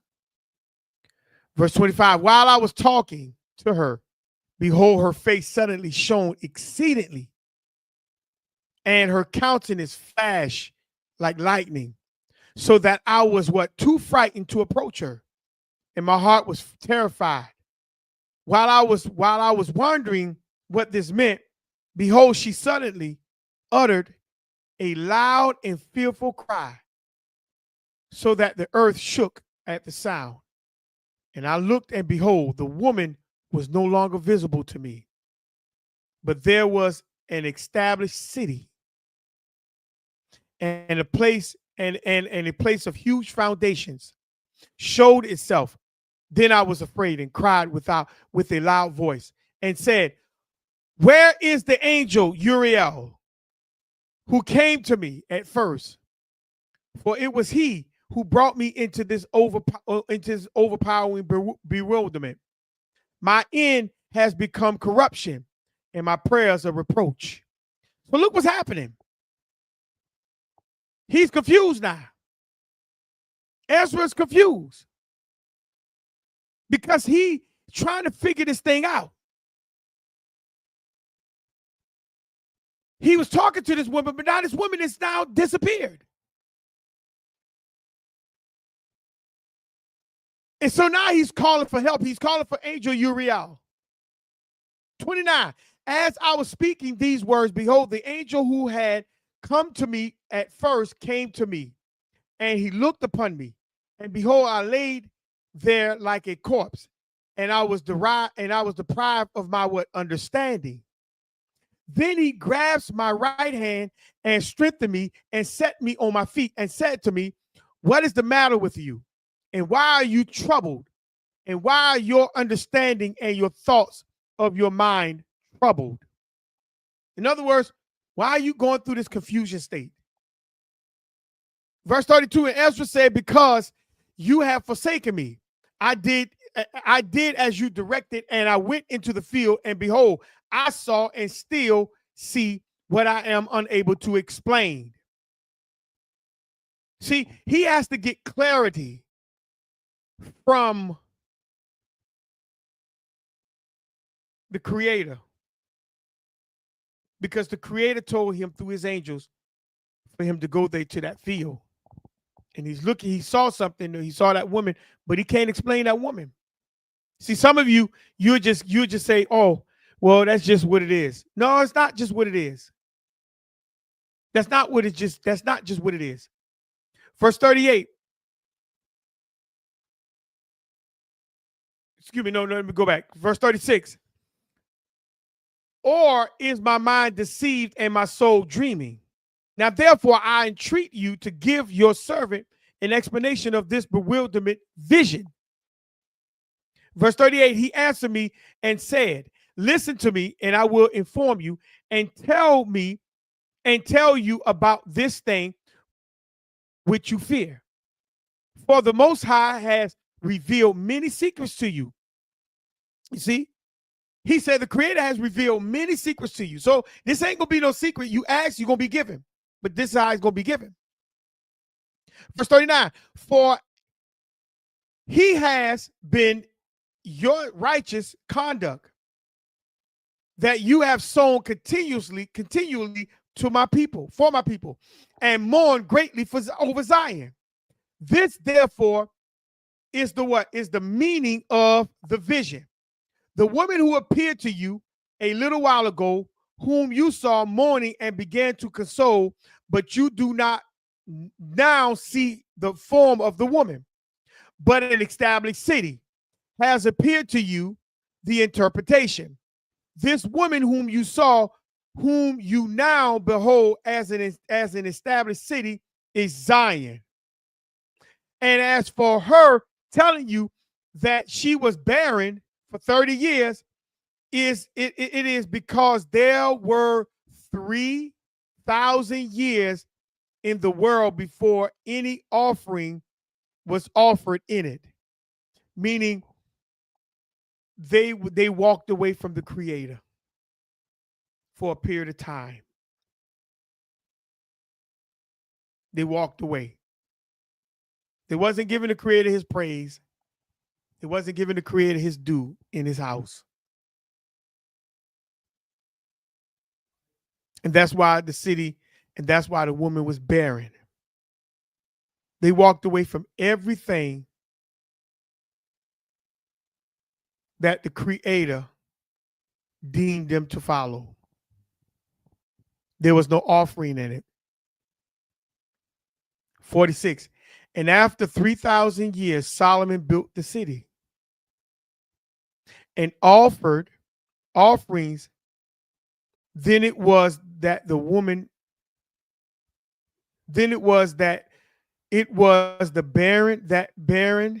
barren woman bore a son.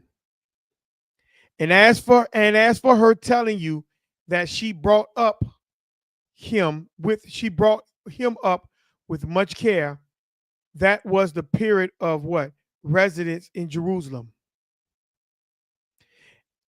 And as for her saying to you, when my son entered his wedding chamber, he died. He died.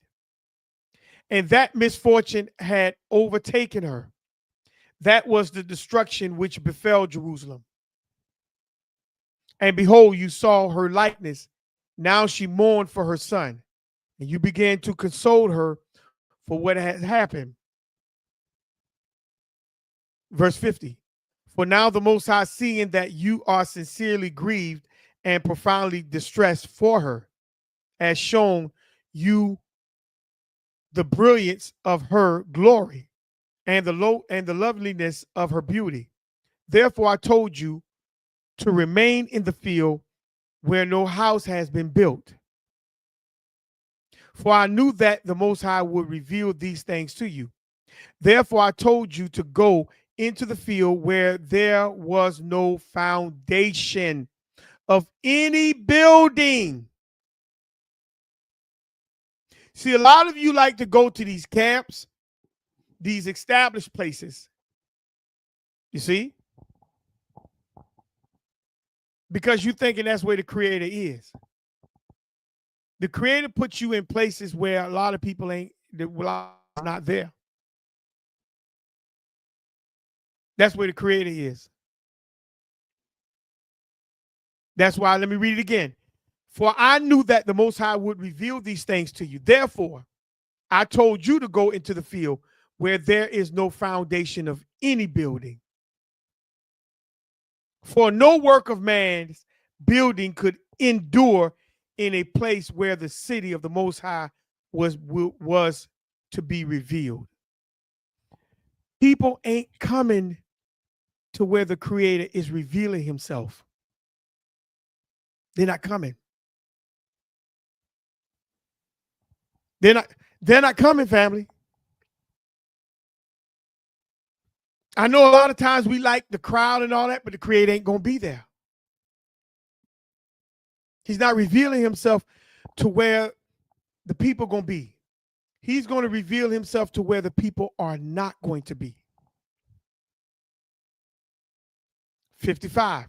Therefore, do not be afraid and do not let your heart be troubled or terrified, but go in and see the splendor and vastness of the building, as far as it is possible for your eyes to see.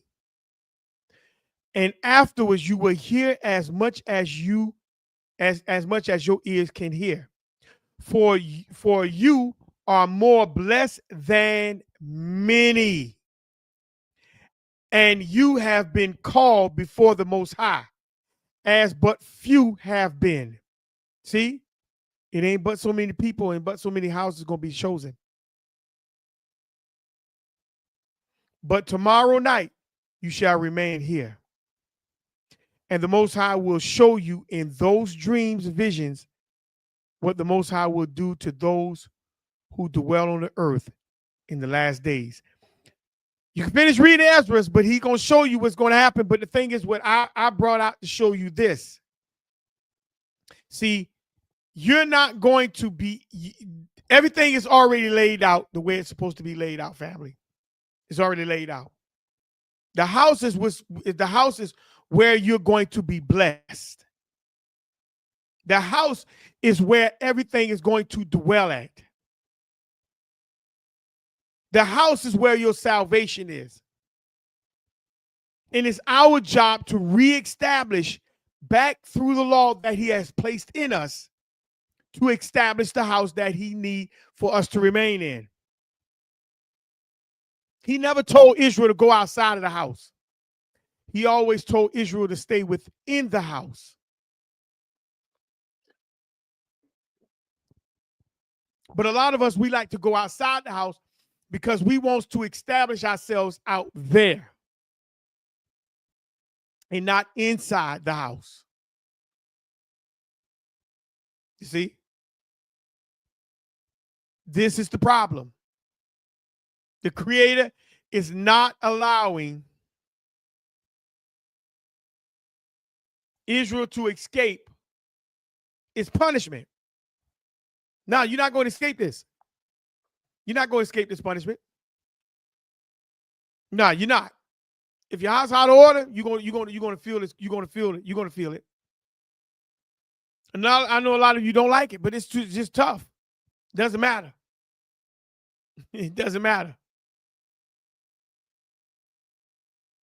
He gave us opportunity to be able to get this thing right.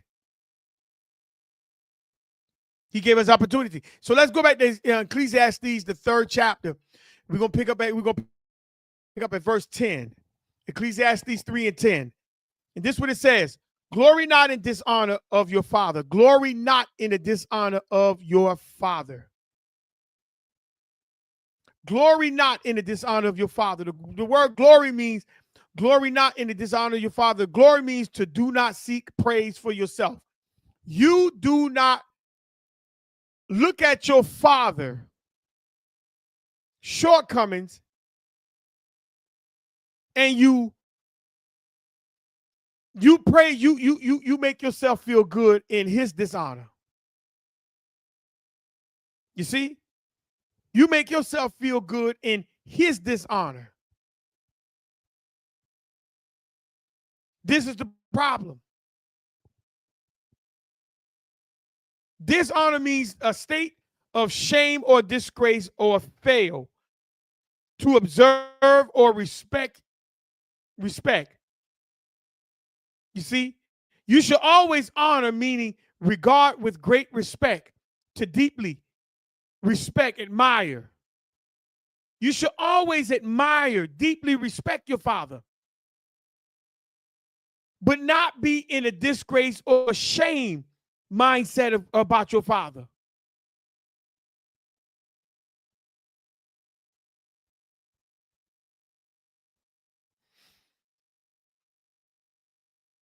So you will regard with great respect to your father because he is your foundation. And I know a lot of us, we say, well, see, my father, he's a deadbeat. No, see, you only know what he's doing now. But tell me, do you know him before you were born? Or you only looking at the results of what you see now? You don't glory in his dishonor, his fallen state.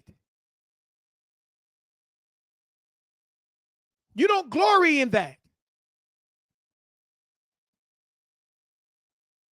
For your father's dishonor is no glory unto you. Your father's low points are no glory. Meaning magnificent or great beauty. Your father's dishonor should not be magnified.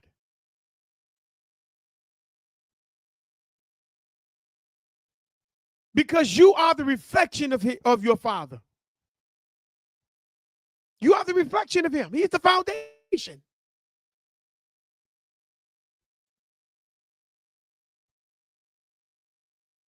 So if your father struggled, that's a reflection on you. And now you got to now show rather if you still honor him or you dishonor him.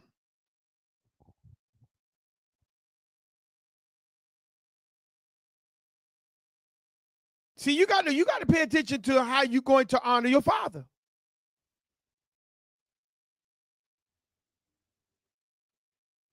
Let's go to Proverbs 13 and 1. Proverbs 13 and 1. It's up to you of how you or what you choose to honor. How you choose to honor him. Honor him or dishonor him. That's on you. Proverbs 13 and 1. A wise son heareth his father's instructions, but a scorner heareth not rebuke. See, a wise son, because he realized he's the reflection of his father, he's going to do what? He's going to listen to or hear his father's instructions. But a scorner, he only care not about correction. He don't care not about correction.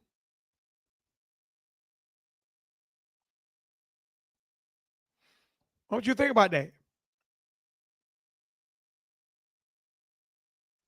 Let's go to Proverbs 15 and 20. See, one who scorns,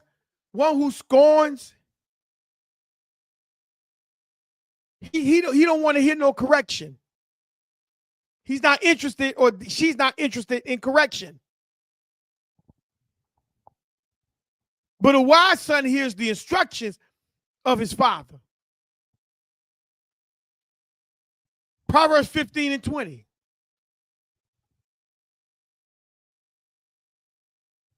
Proverbs 15 and 20. This is what it says. A wise son maketh a glad father. You see?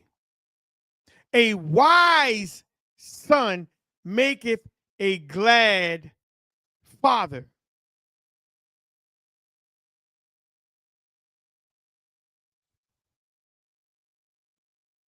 But a foolish man despises his mother.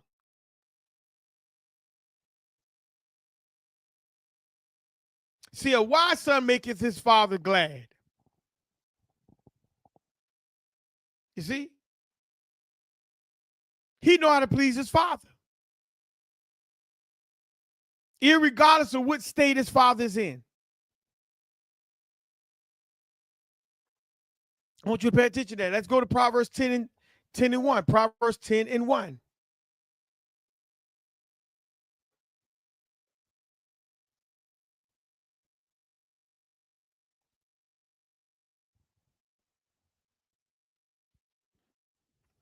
Proverbs 10 and 1. The Proverbs of Solomon, a wise son maketh what? A glad father. But a foolish son is the heaviness of his what? His mother. Why is a foolish son? Because he's following the sorrows and emotions of his mother.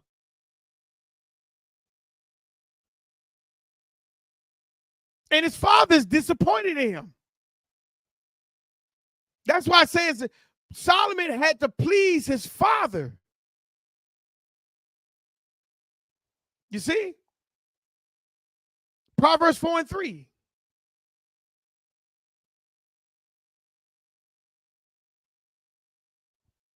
Proverbs 4 and 3. Anybody wants to come up and have a chat with me? The link is in the chat. For I was, Proverbs 4 and 3. For I was my father's son.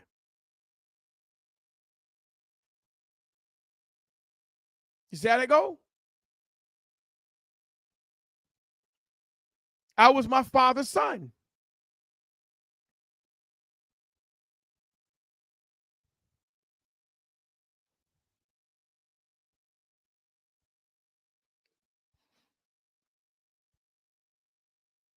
in Malachi 1:6.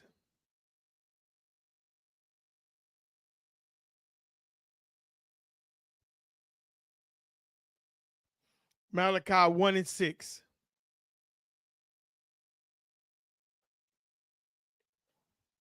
A son honoreth his father, a servant his master. You see, if then I be a father, where is my honor? And if I be a master, where is my fear? Says the creator of hosts. Unto you, O priests, that despise my name, and ye say, wherein have we despised thy name? See, a son honoreth his father, and a servant honoreth his master. See, many of you all go to work and you honor that man that you work for over the creator's laws. And you can see it by when you go into people's houses. People, you can tell that people reveal who they serving more so than who they're not serving.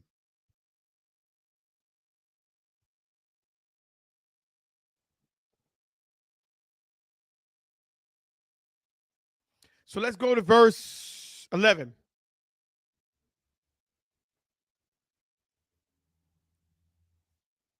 Go back to Ecclesiastes, verse 11. Sister Toy put up Proverbs 3:11. My son, despise not the chastening of the Creator, neither be weary of his correction. For whom the Creator loveth, he correcteth, even as a father the son in whom he delight. And that's very good. Because the son, give me a minute, y'all.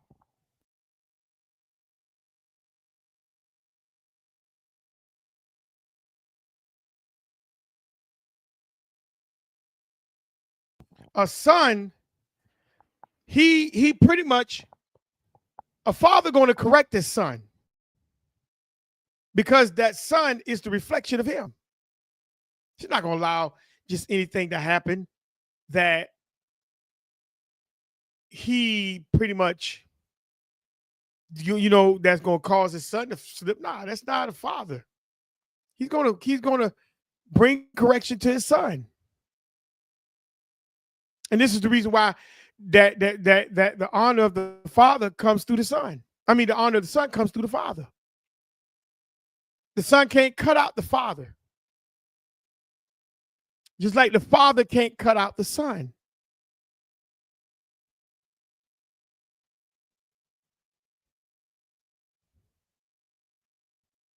So let's look at verse 11. For the glory of a man is from the honor of his father. And the mother is what? The mother in dishonor is a reproach to the children. So let's tackle this real quick. Verse 11. The son's glory is from the honor of his father. What glory means? High renown, noble, nobility, achievement, to take great pride and pleasure in. So, family, I want you to think about this. The honor, the pride and pleasure of a man is from the honor of his father. So the way a son gets his credit is supposed to be coming from the father.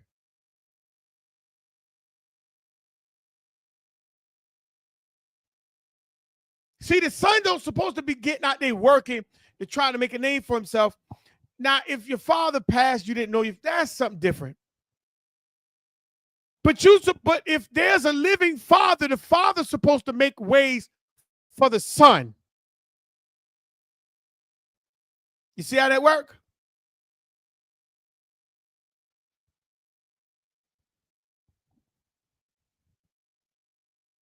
You see how that work? Let's go to sirach real quick. Let's go to sirach.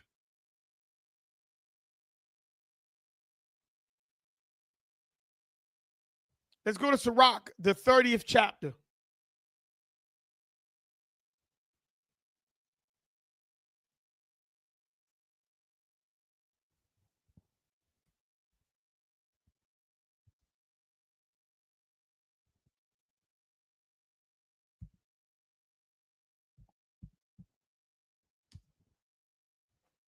That's Ecclesiasticus, the 30th chapter. Let's go there real quick.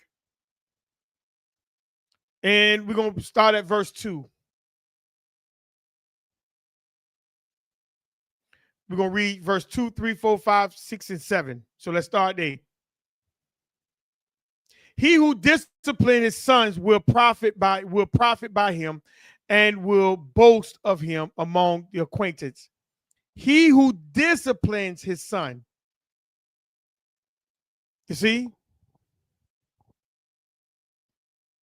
Will boast of him among acquaintance. If your child is disciplined, you can show them off.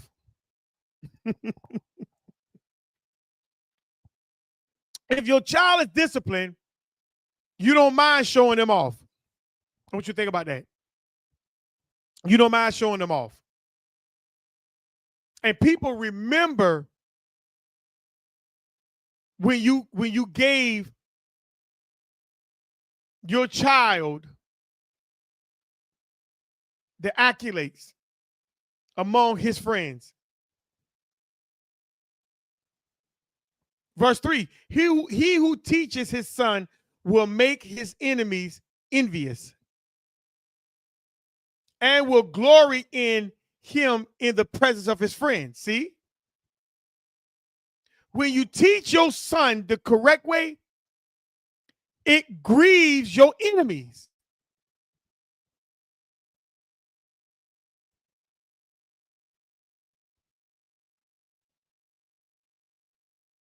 See, and will what? Glory, hold a high esteem in him, the presence of his friends. His friends going to know that, oh, you, Brother Marcus' son. Yeah, I know Shava. That's I know your dad. Because they know the father and they're expecting the son to be like the father.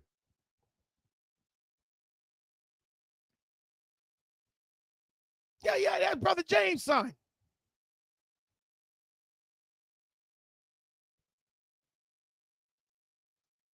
See how that work? Verse 4, the father may die, and yet he is not dead. Because that son will continue the pattern of that man. He will continue the pattern of the foundation.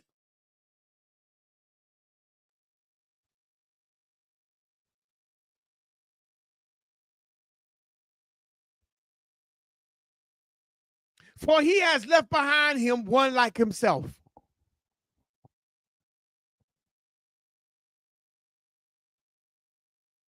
That's why when the father about to shut his eyes on this side, he don't have regrets at what he produced.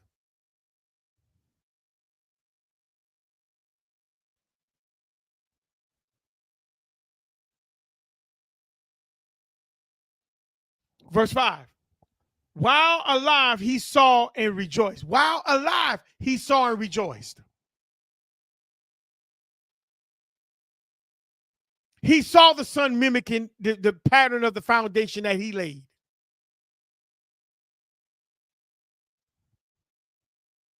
And when he died, he was not grieved. Because he saw the pattern of his son in what he was laying. I keep telling y'all, the house is your foundation of your salvation. Bars.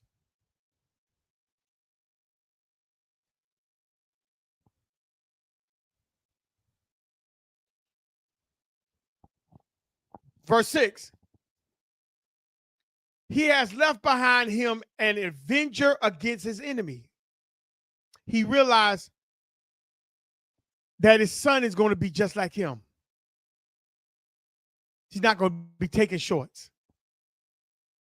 He realized that his son is going to be an avenger. You know what an avenger is? Someone who takes out vengeance.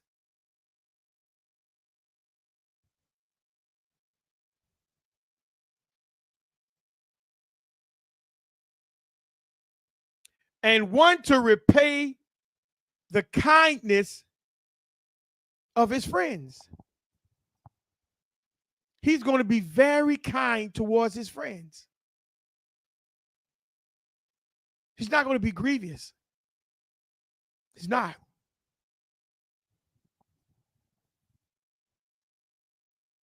Seven, he who spoils his son will bind up his wounds, and his feelings will be troubled at every cry. See, when you sit there and treat your son like you disciplining your son, and you spoil him. See, whenever he's hurt, you're going to be catering to his feelings.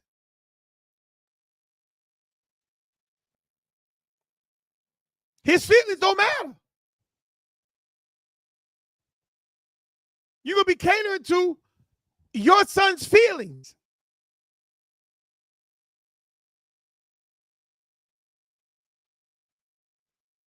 And you're going to be listening to him whining of why he can and why he couldn't and what led him that he shouldn't, and et cetera, et cetera. Instead of him actually producing, he's now whining. Like they used to say, you're a waterhead. You just whining, bruh. You ain't got no motivation in you. You just whining. You got an excuse for every turn.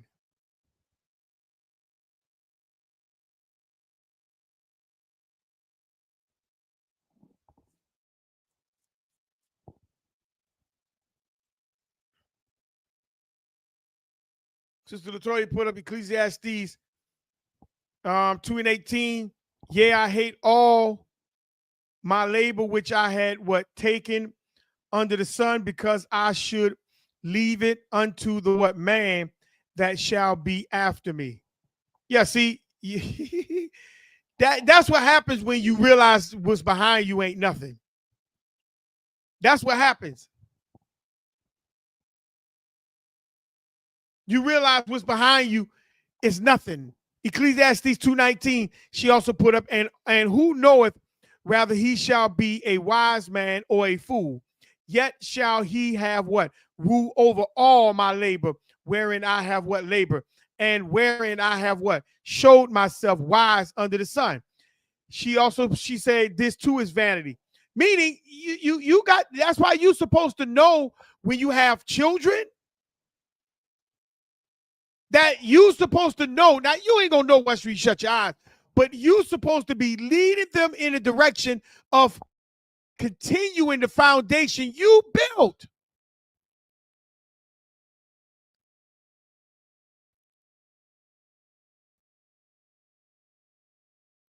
See, this is why this is important about a house. And this is the reason why we don't have a community now. Because there's no house. There's no house.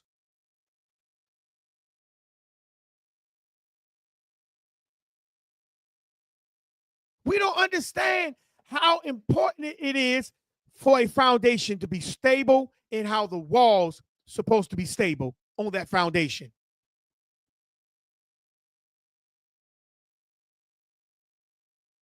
We don't understand.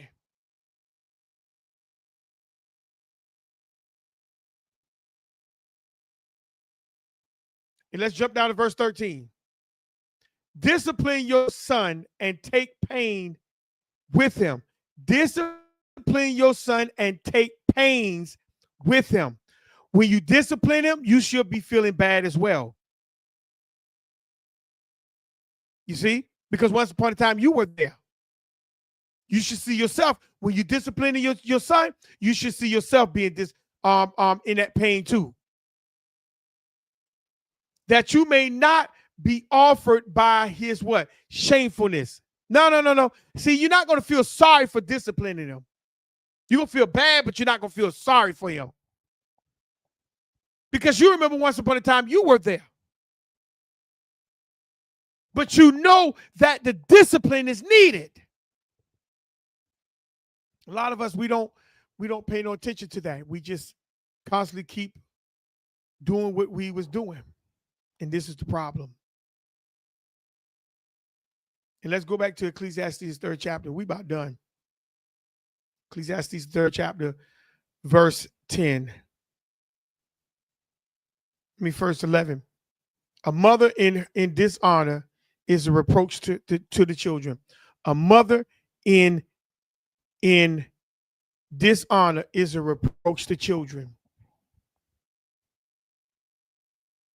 Is a reproach to the children. We already talked about dishonor, what the definition of dishonor is. And if you missed it, let me repeat it again. Dishonor is a state of shame or disgrace or fail to observe respect. See, a mother in her dishonor, her failed attempt to be, not being able to garner respect is a reproach, is a disappointment to the children. 6 ways a mother is a dishonor. She's through child neglect. It's number 1. Number 2, through abuse. Number 3, through manipulation. Number 4, setting a poor example. Number 5, prioritizing selfish desires. And number 6, shame brought to the family is viewed as dishonorable. Shame brought to the family. See, we have to be very, very careful at what we are upholding. You see, we have to be very careful at these things. And this is the reason why we are having trouble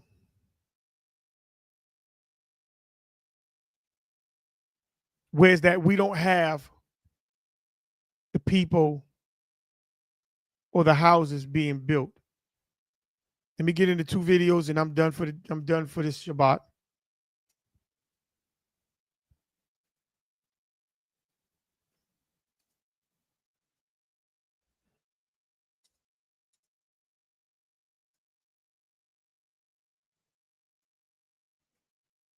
I got to type it in right here. So give me a minute.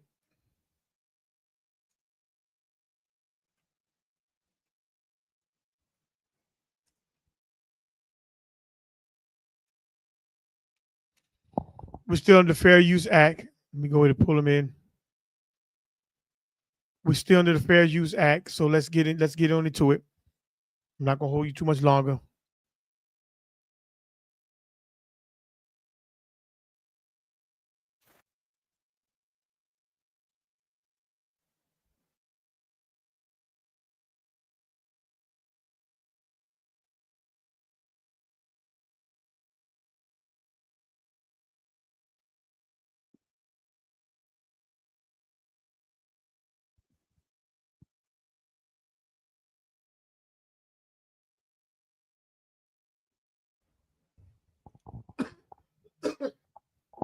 Let's get into it. We're under the Fair Use Act. We're still under fair use. Let's go.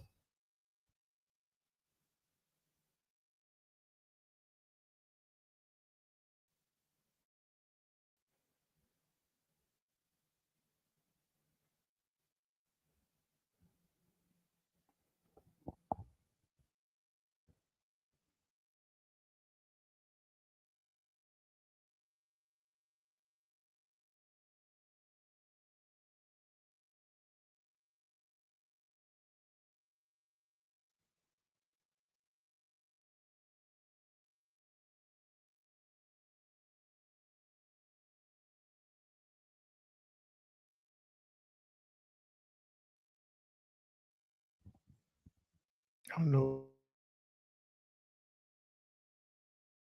what's going on here.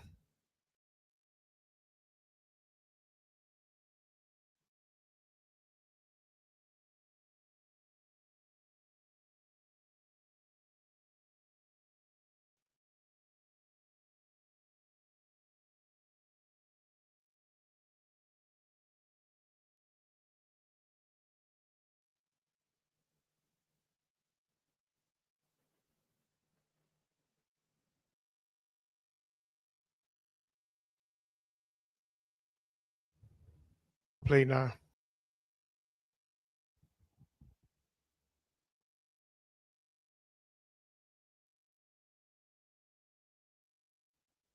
All right, let's go. Let's ride.